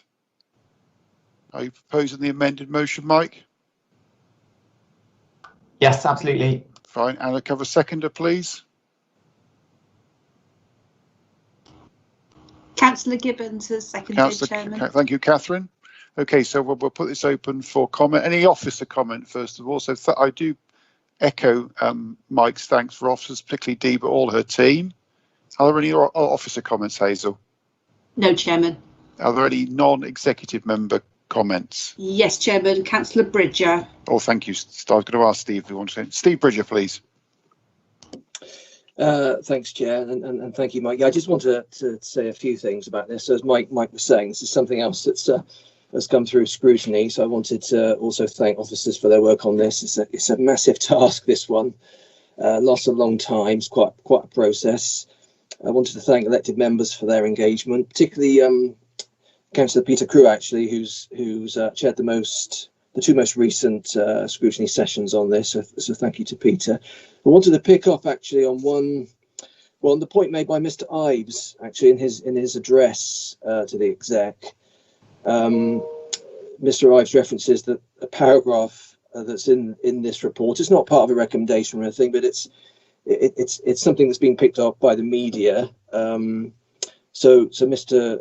Ives suggests, or talks about the idea of a dogs on leads by default requirement for all public areas, with then a list of exempted areas where dogs can run free or be excluded. So it's in there in the report as a recommendation. Well, there's something we might go out to consultation on in the future. I'm not normally against public consultation, quite the contrary. But in this particular case, I think I wanted to question the value of that, because I think we'd already know that opinion would be really split. So I think we'd be back where we started, but we'd already we'd set a hair running, I guess. And as I said, the media have picked up on this. I think Bristol operates a system like this. I'm not quite sure.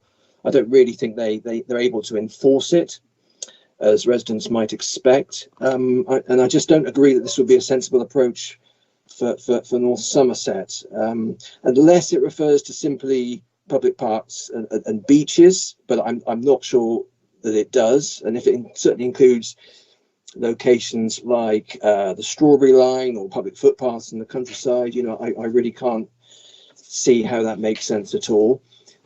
There are issues, and I think dog control is a really difficult thing to deal with. Whichever route you decide to go down, dog ownership has increased, hasn't it, in the last year? There's lots of people out walking, and I think there's a thread of concern surfaced through the consultation that we did, where some people were saying there were too many uncontrolled dogs off leads in public places. I mean, there are issues. I wouldn't want to suggest that there weren't, and it's certainly something we'd need to sort of monitor and review, I think.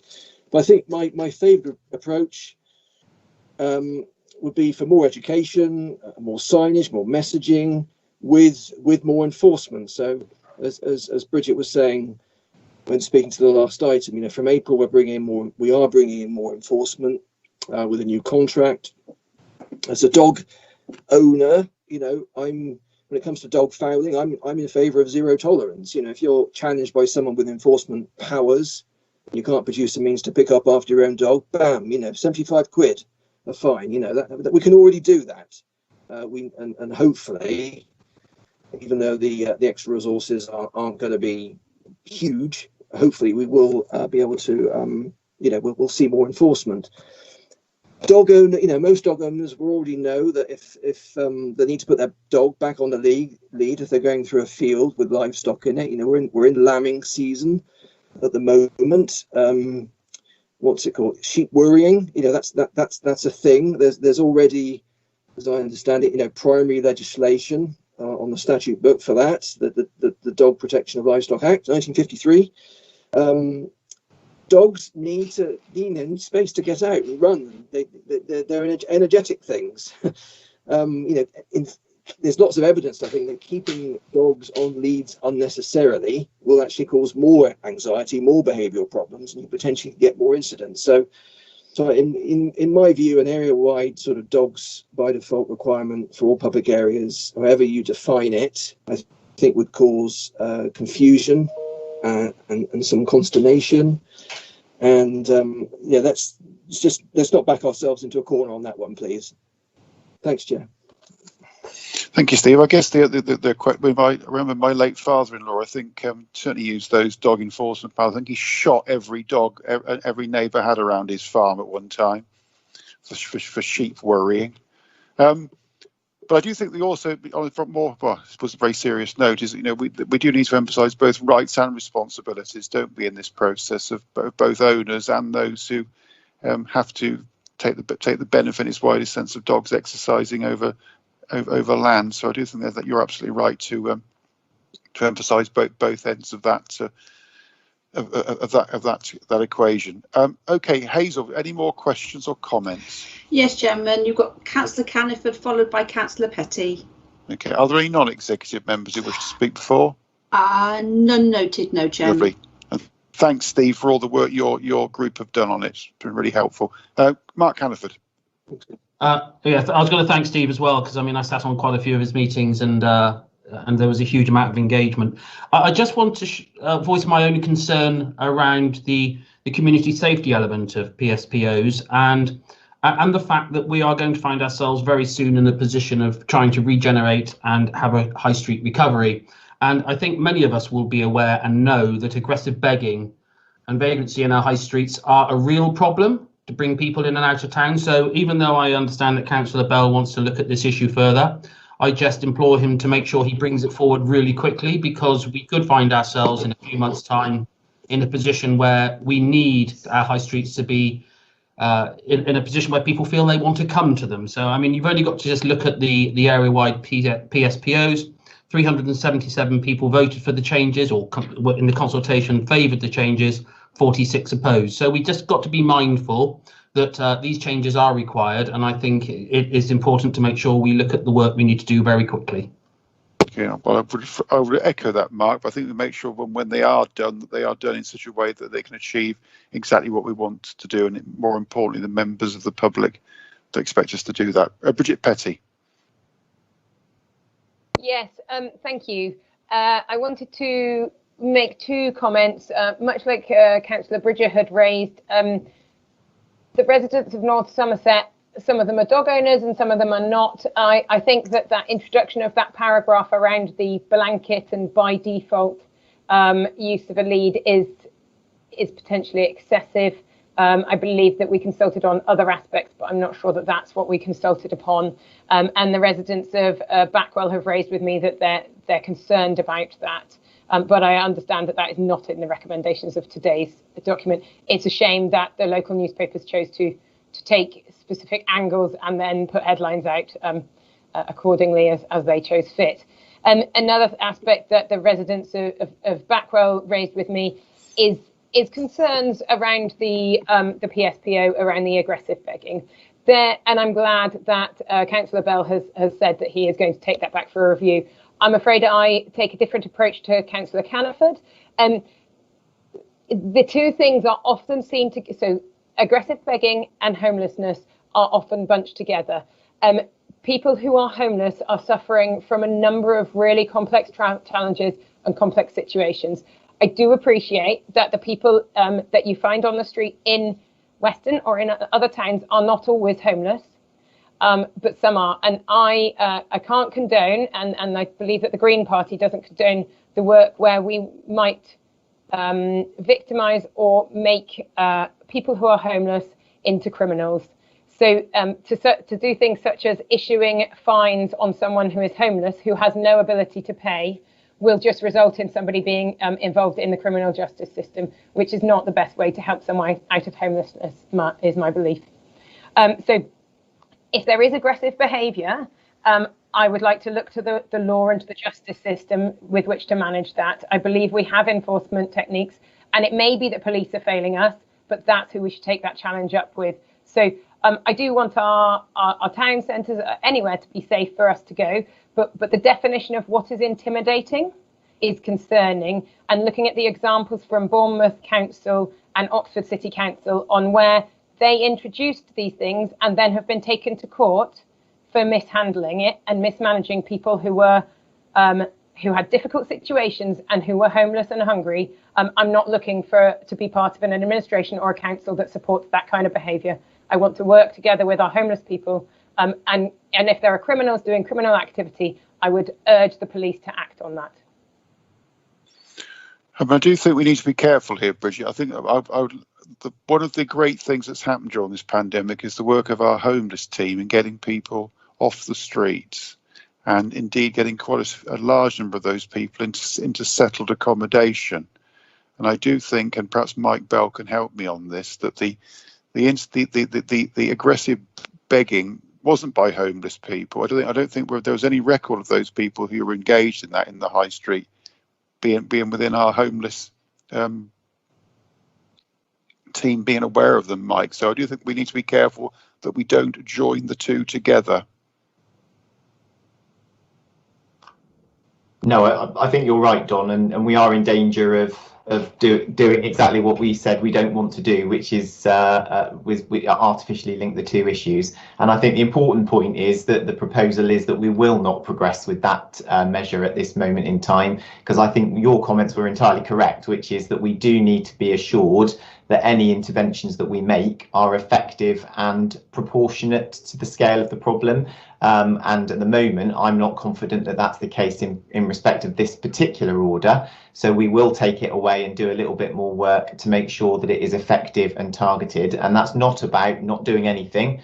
So just to assure Councillor Caniford, absolutely the intention is to bring forward proposals, but we've got to make sure that it's effective and it's proportionate. When we don't sit here looking for things to outlaw and criminalise, do we? We look for appropriate and measured action where it's required.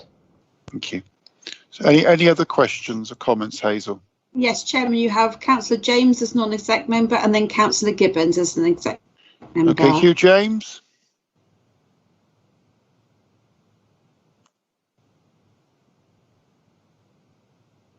Hugh James, come in.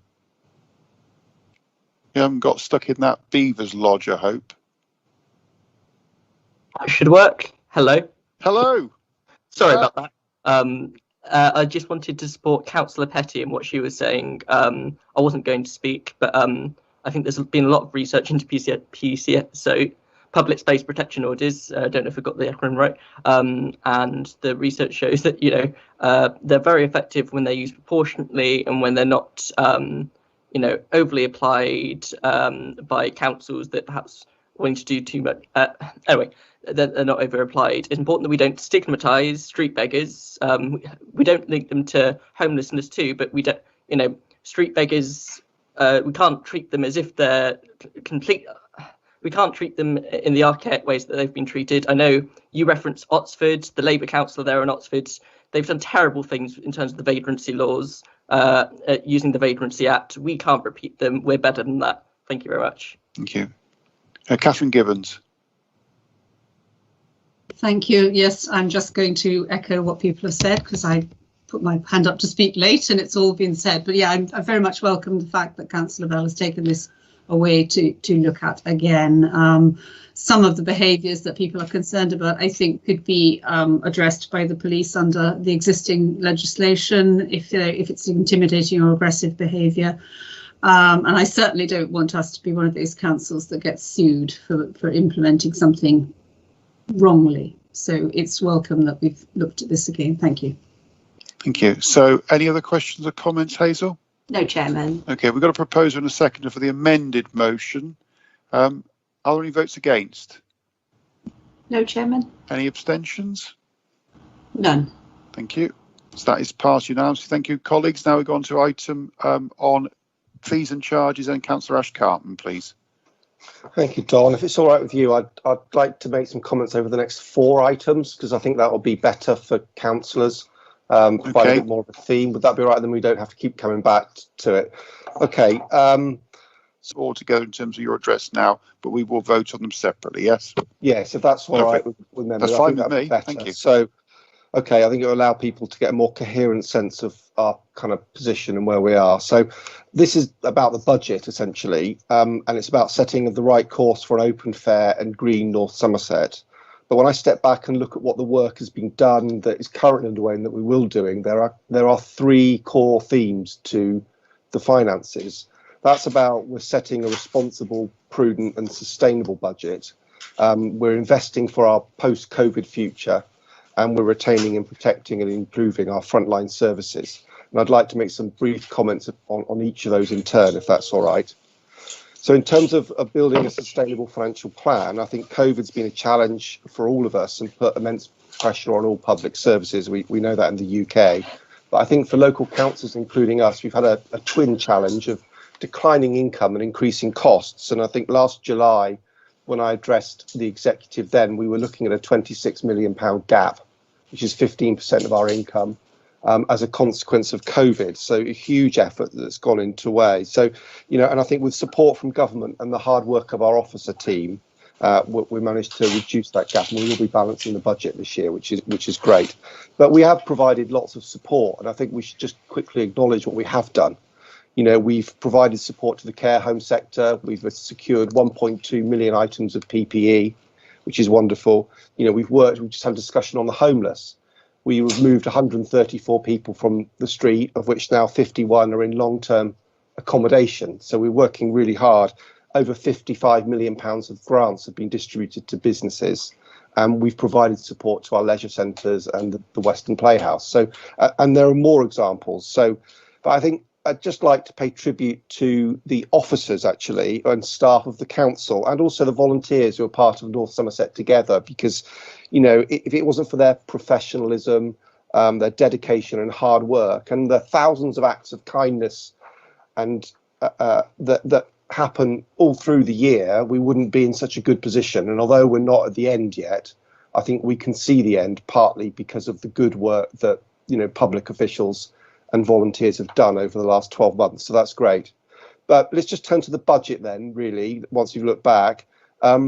I think over the past few years, there have been a number of persistent issues in the budget, with insufficient budgets allocated to some kind of core areas.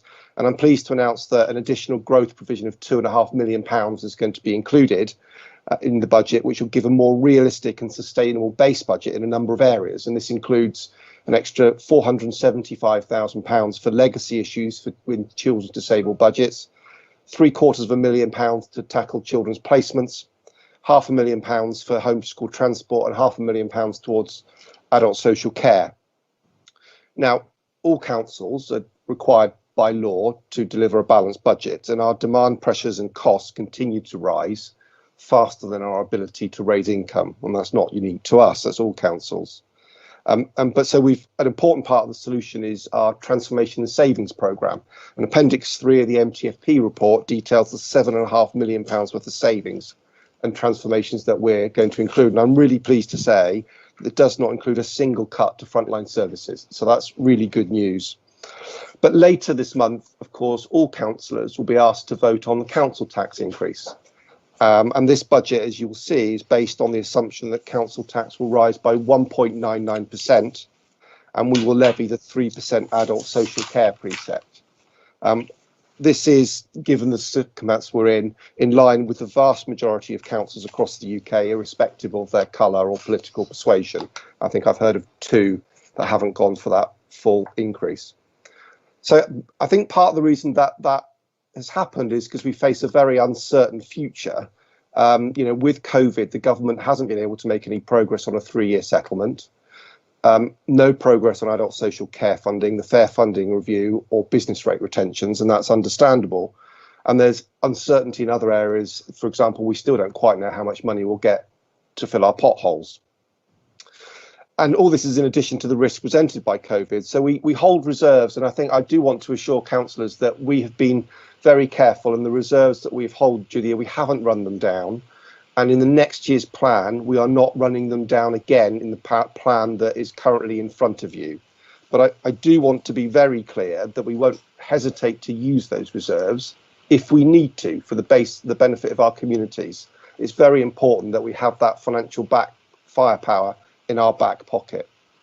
I want to talk briefly, secondly, about our capital programme. I mean, it's really exciting. I mean, this is based on years and years of work, so I think it would be unfair for us to take the credit for this. This has been going on for years and years, but over the last year, we've added £70 million to the capital programme, and this capital report adds another £110 million. So it's a huge amount of money and brings our total capital programme to £354 million. That's over £1/3 billion over the next 5 years. And big chunks of that are to do with the HIF funding and the Portishead Railway, of course. So it's really good. It's a significant investment that will help us to recover in the future. We are also undertaking a comprehensive review of assets. I think councillors are aware of that, and there will be a full report brought to council about where we are. What we have identified is the need for some emergency maintenance and repairs, and therefore the capital budget includes £2.5 million worth of emergency funding to work on our schools, depots and other services. So finally, let's come to services then. I've already noted that we've rebased a number of budgets relating to children and adult services to make them more realistic, but I think this council wants to be more than just about fixing historic shortfalls.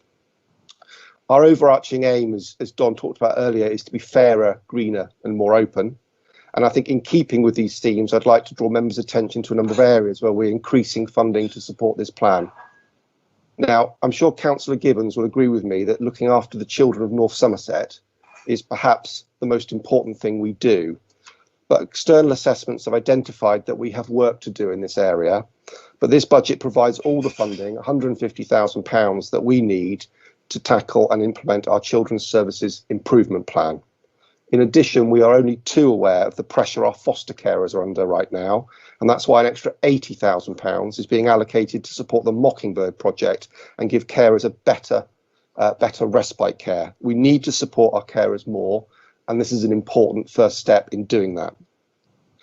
Adult social care, despite what many members of the public think, is actually by far the largest component of the council's budget, as we all know. At £68 million, it's 40% of all our spending, a huge, huge amount. And the quality of care that we provide for those in need, both young and old, says everything about the society that we are and want to be. Providing that care is also about fairness at a fundamental level. And that's why we've taken the decision to levy the 3% adult social care precept.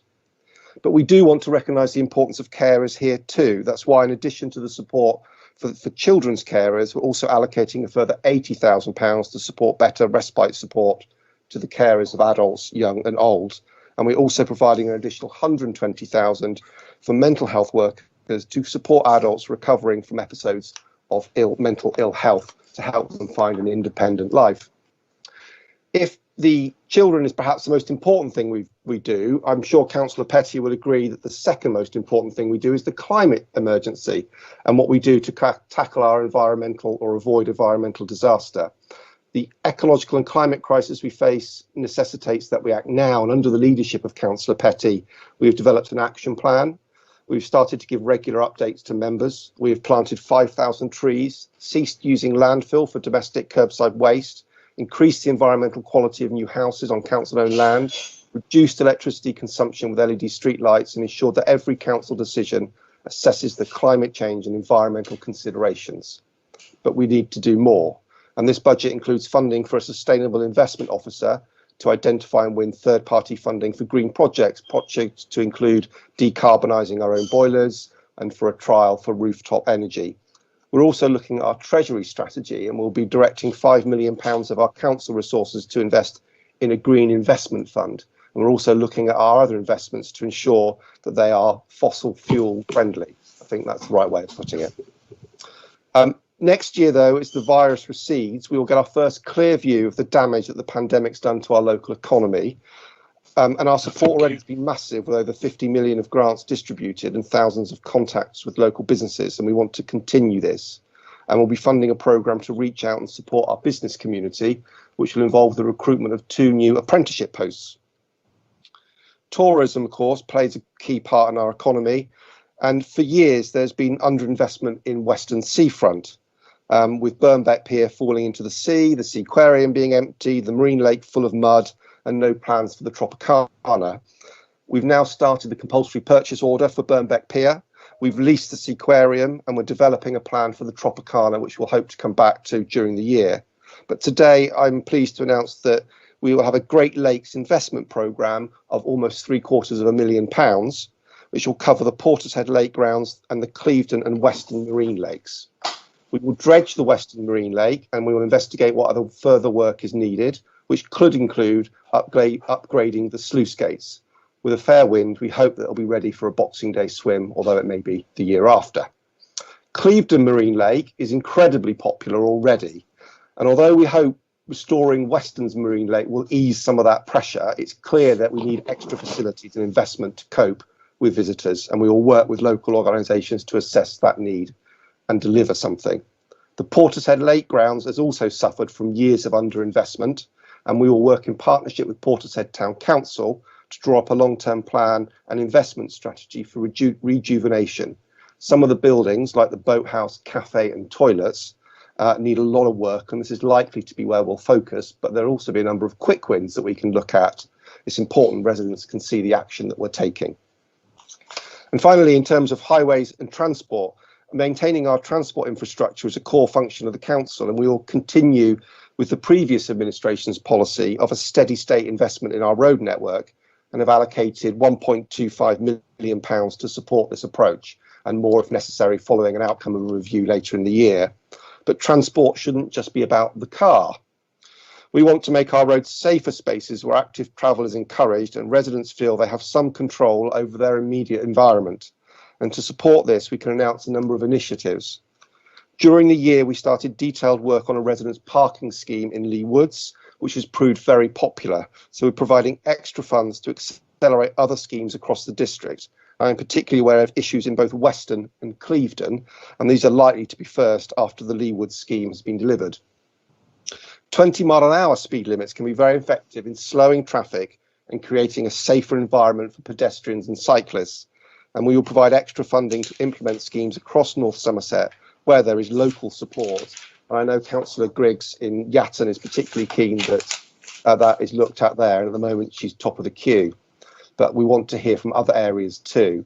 And finally, we want to encourage active travel and walking, and that's why we're allocating funds into our public rights of way network, as well as cycle paths. During the COVID pandemic, outdoor exercise has proved extremely popular, but there has been wear and tear on our infrastructure. I know Councillor Ashton raised this in January, so I hope that he'll be pleased to hear that we'll be allocating over £100,000 to fund upgrades to stiles, bridges, paths, and the rest. And if necessary, and also to confirm, we will provide the extra finance necessary for the peer-to-peer cycle path between Weston and Clevedon to go ahead. So in conclusion then, thank you for listening. I've tried to bridge it all together and happy to take questions, but I think these reports for me show that this council's committing to developing a robust and sustainable budget, a revenue, treasury and capital strategy that delivers quality services to our residents and facilitates long-term investments in our communities. There's much to do, as we all know, and many challenges ahead, but this is an important first step on that path, and I commend this to my colleagues and ask for their approval. Thank you. Thank you. Okay, so first of all, do we have any questions or comments from our officer colleagues, please, Hazel? No, Chairman. Okay, we'll throw it open to non-exec members for any questions. I'm looking at items all the way from 16 to 19 on this. Yes, you have Councillor James and then Councillor Crockford-Hawley specifically with item 18. Okay, so Hugh James. Thank you very much, Councillor Davies, and thank you, Councillor Cartman. This is a huge budget, but one that goes from the Great Lakes strategy all the way to investing in potholes. So it's a very thorough budget. I just wanted to really thank you for listening to us Portishead councillors in terms of the Great Lakes strategy. We've been calling for the administration to invest in the lake grounds since at least 2018, and I think for a lot of locals, we just didn't think we were very listened to. So this has been really, the Great Lakes strategy was so welcomed locally in Portishead. I know that we've wanted the lake grounds to be invested in for years. During lockdown, we've all recognised that green spaces have been really valuable to us, and this investment into, it really summarises an open, fair and green council. I know that, there's been theatre going on in the Western Marine Lake. Clevedon Marine Lake is part of the BBC opening ident. So, these are really high profile places that our community, but also the nation cares about. So thank you very much for that. The only other thing was you mentioned adult social care being such a huge area of the budget. And I just wanted to raise that whilst we're spending so much on adult social care, it still isn't enough. We still don't pay some of our really important carers that have done amazing work during this pandemic the real living wage. And we need to start to think about properly valuing that. And if our Conservative colleagues are listening to this, if they can write to their, write to the local MPs, write to the ministers. I know I've been writing to Luke Hall recently. If they can write to them to urge them to properly invest in social care and have a proper social care funding strategy, that'll be very helpful. Thank you. Thank you, Hugh. And I do think that the announcement today from the Health Secretary about potential changes to the system, it's very much incumbent upon them to put some proper funding in exactly where you say.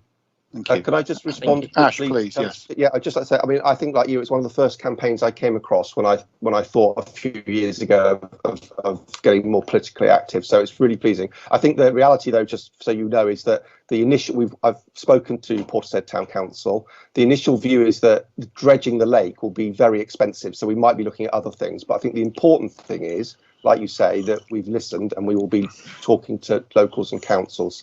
And I wholeheartedly agree with the adult social care. I think there's cross-party support that something needs to happen.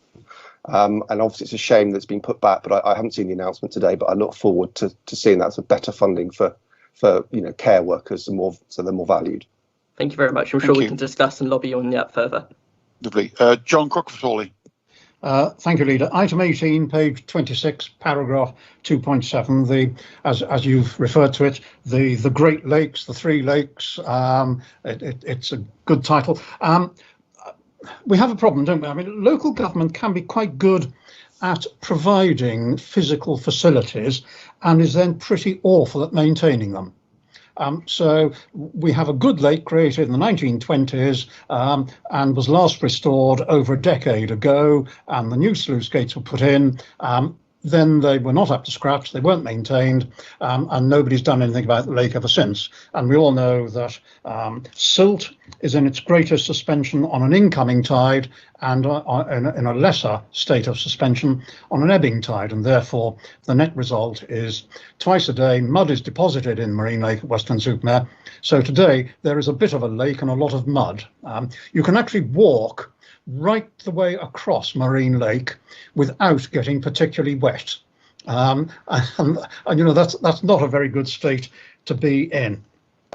We can produce as many strategies as we like, employ as many consultants as we like, but I'm afraid that means very little to many people. People want to see physical improvements. They want to be able to say, yes, that's a sign of things happening, and even if they're small improvements. And I think one such improvement will be, and will be extremely well received, is the restoration of Marine Lake in Weston.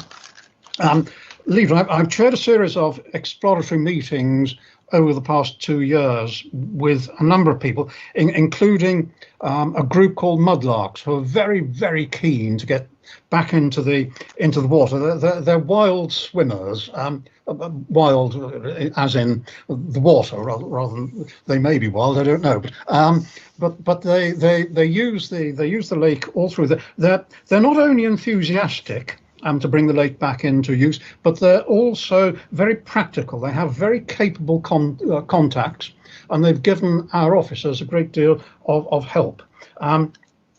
What we will see here is the restoration of a much needed all-day bathing facility, not just for the use of people who are serious swimmers, but also for families who want to be able to have their children splashing around in safety. A marine lake is a wonderful, safe environment, and it would be, I think, a great addition to the facilities in Weston-super-Mare.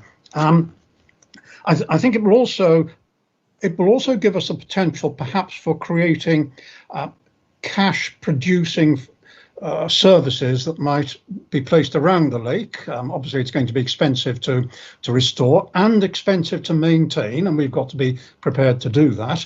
So we will need to generate some income to assist that.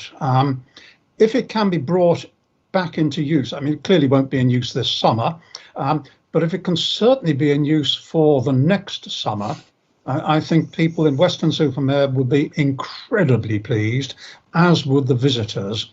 Coming to Weston and finding the sea has gone somewhere nearer Wales or America than where it's expected to be is always a bit of a disappointment. Keeping the tide in and making it a good, practical, added facility at Weston, I think will do so much to give a positive image to Weston. So let us please get on and do it. And I'm really, really happy you're going to. I guarantee when you do it, I'll be the first to jump in. How's that? Is that a threat or a promise, John? Providing it's hang on, that might be boxing. Okay, I've committed myself. Well, right. I think just quickly in reply, I think you're right. We're not necessarily best at running it. We will be looking at what that means for the longer term to keep it up to scratch. I think, but the important thing about concessions and things, yes, and we could unlock more money if we can provide a facility and then rent it out and create an income, so that that's good for everyone. So thank you. And the other thing is, I go along the seafront every day, either walking or cycling. And this year, in the summer, when we had a sort of lockdown, but people were in Britain, I have seen more people in the sea at Weston and in the lake at Marine Lake than I think I have ever seen. So there is a popularity. We've got to cash in on this. Absolutely, John. We have to we've got the potential for staycations this year and next year, so absolutely. Thanks, Leader. Thank you. Have we got any other Hazel, please? Yes, Councillor Councillor Havison has also asked to speak, and Councillor Lane Morgan has his hand up too. Okay. Karen Havison. Yeah, thank you very much. Thanks, Ash, for that really comprehensive rundown on our finances. It's quite mind-boggling, I must admit. Just one very specific area that you mentioned, and that's the 20-mile-an-hour scheme. There is a big appetite in my area for this as well. But people are still a bit confused because we were promised guidelines to advise how to go about starting this procedure, and I believe they haven't actually happened yet. So that's one aspect. And the other aspect is whether North Somerset has actually considered doing this North Somerset wide as a North Somerset initiative rather than locally led, because I believe some of our neighbouring district councils have gone down that way. It is actually, in the end, cheaper, but obviously much more complex. So just a question of whether that's actually been considered, or whether we've always just gone down the route of waiting for individual parishes to go down that route and then us supporting it, rather than us starting from the top and encouraging parishes to go down that way. Thank you. Karen, I think just to come in before Ash comes back, I believe the process was that parish councils do have to put their own cash into this, and we have got a process, I thought, and I'll look to James Tongue to confirm that there is a process, which I'm sure James can send on to you, which parishes employ, but there is an implication that parishes will supply some of the funding themselves. Is that right, James?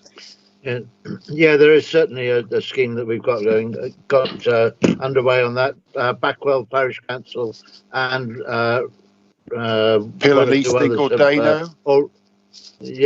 Have already benefited from it. So as soon as you like, send me an email about it, Karen. I'll sort it. Okay, thank you. And Ash, did you want to come back on anything that Karen said before I go to John Lee Morgan? I think that everyone's answered it for you, Karen, but I think unless I know otherwise, but I think get in contact with James in terms of the reality of making it happen. John. Yes, just going back to the marine lake, I'm suddenly remembering as a student, I worked on the boats that used to be there, you know, the rowboats. And I would like to see them restored there because they were very, very popular. We might also add pedalos and things like that. And there's a former England cricketer who's got previous, who we might ask along to open the place. Well, crikey, this is an epic. We're going to have John Crockford Hawley and Andrew Flintoff competing for the opening rights on this lake. I think there are something there. There are such things as double acts, you know. Well, I'm trying to get that into my mind, John.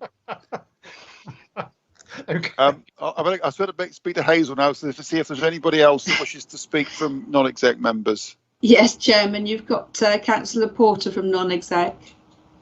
Now, Terry, what are you going to offer on this opening as well? No, well, I don't know about that. We'll have to think about that. But on the 20 mile an hour, certainly Hutton is one of those.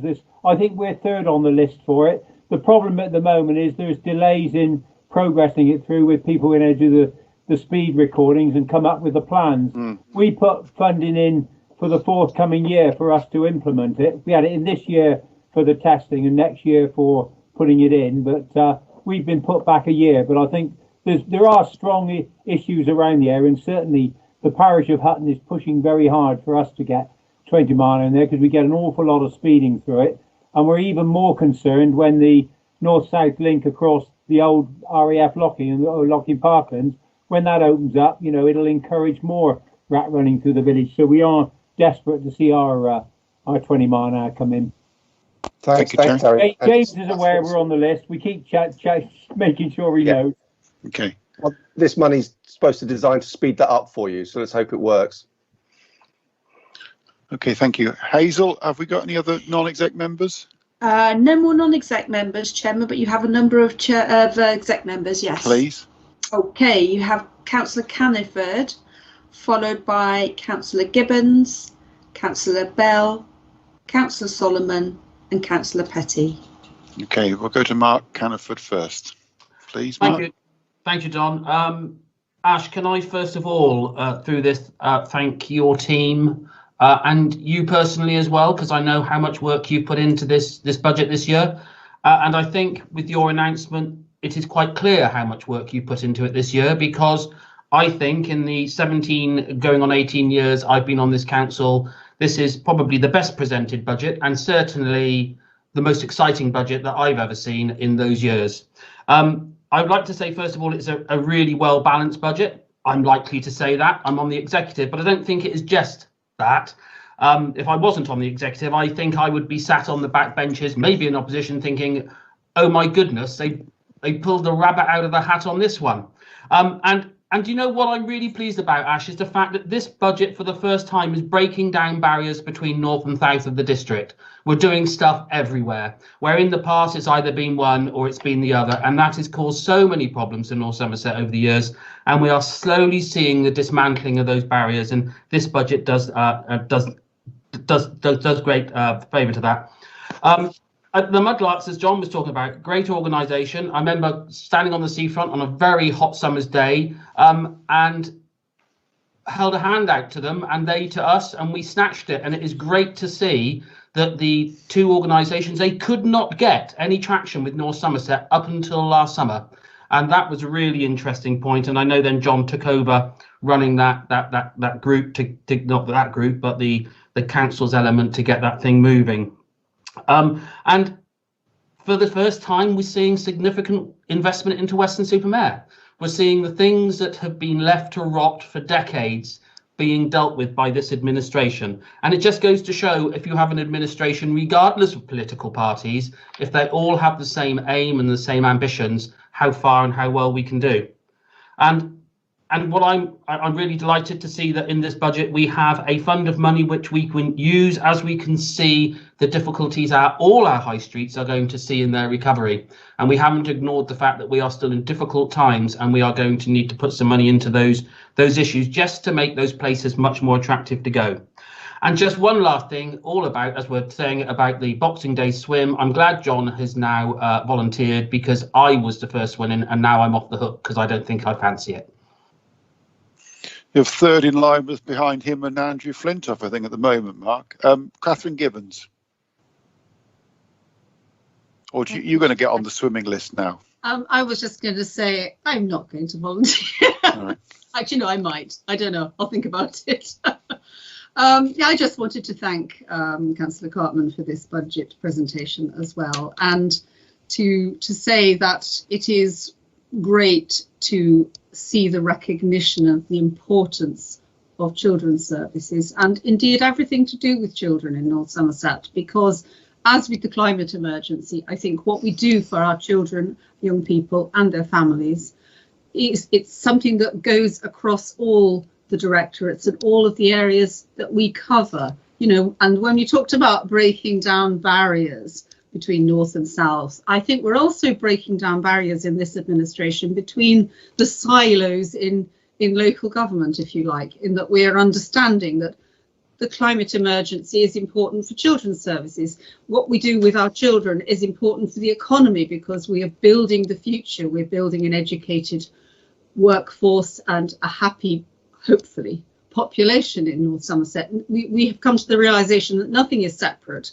and we are seeing that in the way that you've presented this budget, I think. And I'm just very grateful that we've got extra money in children's services. We are on a journey. Yes, we were told we needed to improve, and I think it's fair to say that there were many areas where there was insufficient investment for a number of years, and we have paid the price for that. But we've come to see that we're going to be putting money into our children's centres. We're protecting those, turning some of them into family hubs so that we can offer services to families with older children and they'll feel comfortable going there, that we can work with our skills team to make sure that people can access help. We're working across directorates, if you like, to make sure that we've got digital inclusion. We've got a way to go, but we've recognised through this pandemic how incredibly important it is that people have that connectivity and that they can access services online, access education online, everything we all know about today. And I was just reflecting on when I stood for election, Labour councillor, we had a manifesto for the Labour Party. And in children's services, it said it has a list of 5 things. I won't read them out here, but I'm really pleased to be able to say that we've gone a long way to addressing those 5 items that were key to our manifesto. And I think that's great for me, but I think it's great for the council that we have protected our children's centres. We've committed to boosting partnerships with schools. We've committed to improving mental health services for young people. Again, we're on a journey there. We want to enable people of all ages to enjoy lifelong learning, which again, I hope we're doing, working with our education providers. And we're addressing challenges that we couldn't have foreseen in 2019 when we were all campaigning. So thank you, and I think that we're on our way to doing the right thing for our local people. Okay, Mike Bell. Thank you, Don, and I agree with colleagues who have paid tribute to Councillor Cartman and his hard work on the budget. But I want to thank all of the teams across the council in all of the directorates who've worked so hard this year to balance the books and help us deliver and make a difference. We've heard lots of talk, haven't we, during the pandemic about, you know, the heroic efforts that people have made. And I think that's been no more true than here in North Somerset Council and right across the council. People have done their jobs differently. They've rolled up their sleeves and got stuck in, and they've helped us to get through as a community what is a once in a century public health challenge, absolutely, but a once in a century, hopefully, financial challenge as well. And this is not just something that they've had to do this past 12 months, but we've had a decade of difficult financial challenges in local government. And this COVID related stuff comes at the very end of that. So it really is a great tribute to everyone from Joe Walker down, or more importantly, from the frontline staff up. Everybody has really done their bit. I just wanted to say something about adult social care. Councillor Cartman talked about the big chunk of the budget that we spend on adult social care, and we're going to be investing £4.5 million more to support growing demand in adult social care. But what many people don't get is, well, what is adult social care? You hear the term, but what is it? And basically, it is the care and support that is provided to adults who need help to manage their lives and be independent. And it includes older people, people with disabilities, people with long-term illnesses, people with mental health problems, and of course, the people that provide care to that basket of people. So the council tax that we pay really does help to fund that work that enables people to access the care and support that they need, and things like residential care, nursing home care, personal assistance, daycare services, the provisions of aids and adaptations in the home, and personal budgets that enable people to pay for care for themselves. I think the COVID pandemic has really shown the critical importance of care services, and I'm really proud to be part of a council that values those that work in and provide care. As part of this budget, we are making advances in a number of new areas too, like technology-enabled care to better support people. We'll be investing in tackling the impact on mental health and trying to bridge the gap for people who can't access mental health services. And we'll be providing extra respite care for people who provide care to help give them the break that they deserve.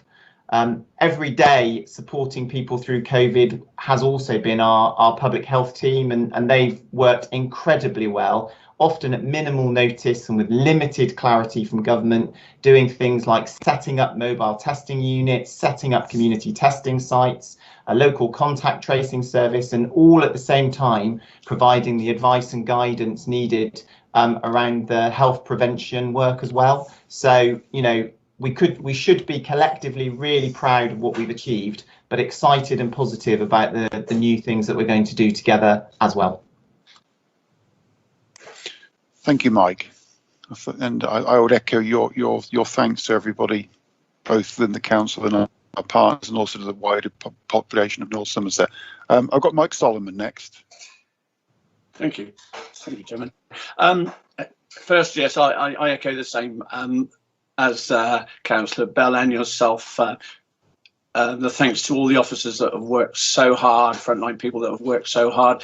In my role with tourism and leisure, I'm really excited about this budget, because for the first time I'm seeing some real investments that will be coming in to that area, so that the Great Lakes, as we're calling them, the Marine Lake, I'm a Westonian, I grew up playing in the Marine Lake, and I'm going to upstage the name dropping exercise here that Councillor Morgan has been brought into this by saying that I will endeavour to bring James Cracknell, who's a friend, into Weston to row on the lake, you know, while your cricketer stands there polishing his he'll be on his pedalo. He'll be on his pedalo. I think we'll get him on a pedalo. So, and the work we're doing on the lakes, and especially the Marine Lake, I think will go a long way to help with the criticism we've had with the Tropicana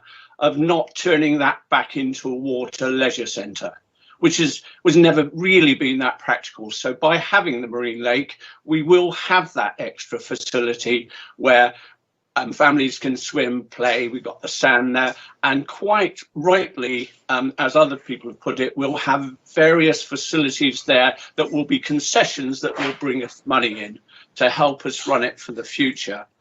So all in all, I think this is all very exciting. The fact that we're also looking at what we're going to be doing with the Tropicana, the Seaquarium, which is going to be very exciting with the indoor golf there.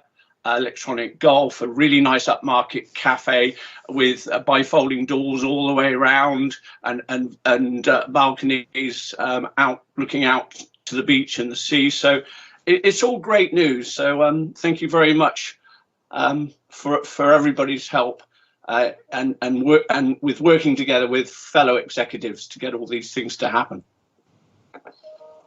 With all these celebrities turning up, Mike, we'll have to see if Ash has got a red carpet in his budget as well.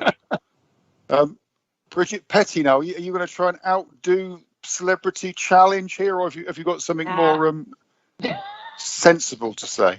I think I'll return us to the conversation that Councillor Gibbons and Councillor Bell referred to, which was around the spending around our adult social care, our children's services. I'm really delighted that this is the direction of travel for this administration, to care about the residents who live everywhere in North Somerset, to care about the residents who live down our street, round the corner, up the road. Families have obstacles that they come across, and that's when you want to be able to phone a number and ask for help.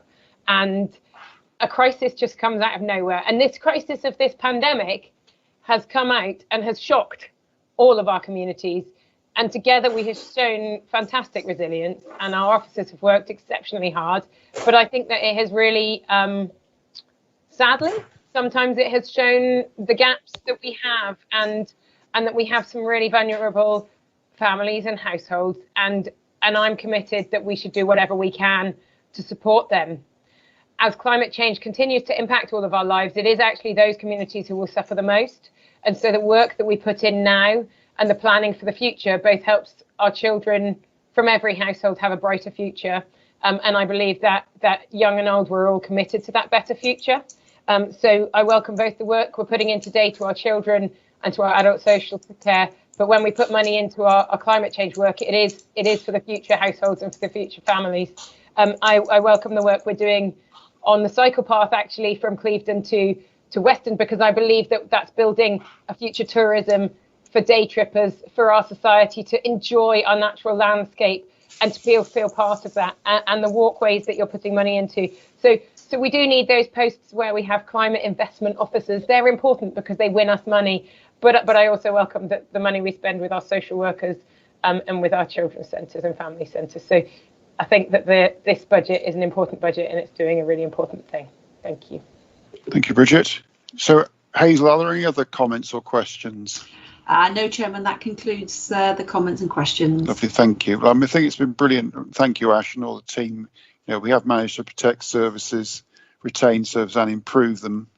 And also, the fact I think we've managed to put our open, fairer, greener stamp on this budget as well, and that's been a brilliant piece of work by everybody. And the next challenge is for us to deliver some of the promises we've made today, isn't it? So I think that the Brits are incumbent upon us to do that. Now, I need to ask for some quick advice from Nick Brain, please. I'm intending to take items 16 to 19 on block. Nick, are you happy with that? As long as there's no change, Chairman, yes, they are all as printed, so I think you can do so. Lovely. So Councillor Cartman's proposed. Those that look for a seconder. Councillor Petty, thank you. So Hazel, we're going to go items 16 to 19 vote on block. So any against? No, Chairman. Any abstentions? No, Chairman. Lovely. So those are all passed unanimously. Thank you, colleagues. Now we move on to item 20, which is all reports of executive councillors. I note we are now 2.5 hours into this meeting, so I will ask if anybody wishes to make any comments which they feel they can't not do now, to please do so. Please, John, may I just say one word? Mark? A message to businesses that we are still paying out grants. Can we please, if you're a business and you are not sure whether you want a grant or you deserve a grant or you should have a grant, contact our call centre. I found out today we're the only ones in the southwest who are doing this, so ring 01934 888 114 and they will guide you through and find any monies that you're entitled to. And what was that number again, Mark? 01934 888 114. Lovely, thank you. Don't even have to look anymore. Okay. So Ash, Mike, James, Catherine, Mike Solomon, Bridget, Nicola, Jeff, any comments from any of you? Okay, well, thank you very much. Sorry, could I just could I just remind everybody, with the new consultations coming out, please sign up to eConsult, and then you will automatically be notified each time a new consultation comes out. It is really, really important. And where can we find eConsult, Nicola? Just go onto the North Somerset website and you'll find it there, the North Somerset Council website, and put in the search box eConsult and you'll find it. And what you'll do is you'll send a link out to all councillors, won't you? Yes, I will. Lovely, thank you. So thank you very much, everybody. Thank you for your attendance. Members of the public, most importantly, officers, fellow councillors and members of the executive. There is no urgent business I'm aware of. I'll double check with Nick Brain. None, Chairman. Lovely, thank you. So at 17:25 hours, I declare the meeting closed. Thank you very much, everybody, and have a good evening.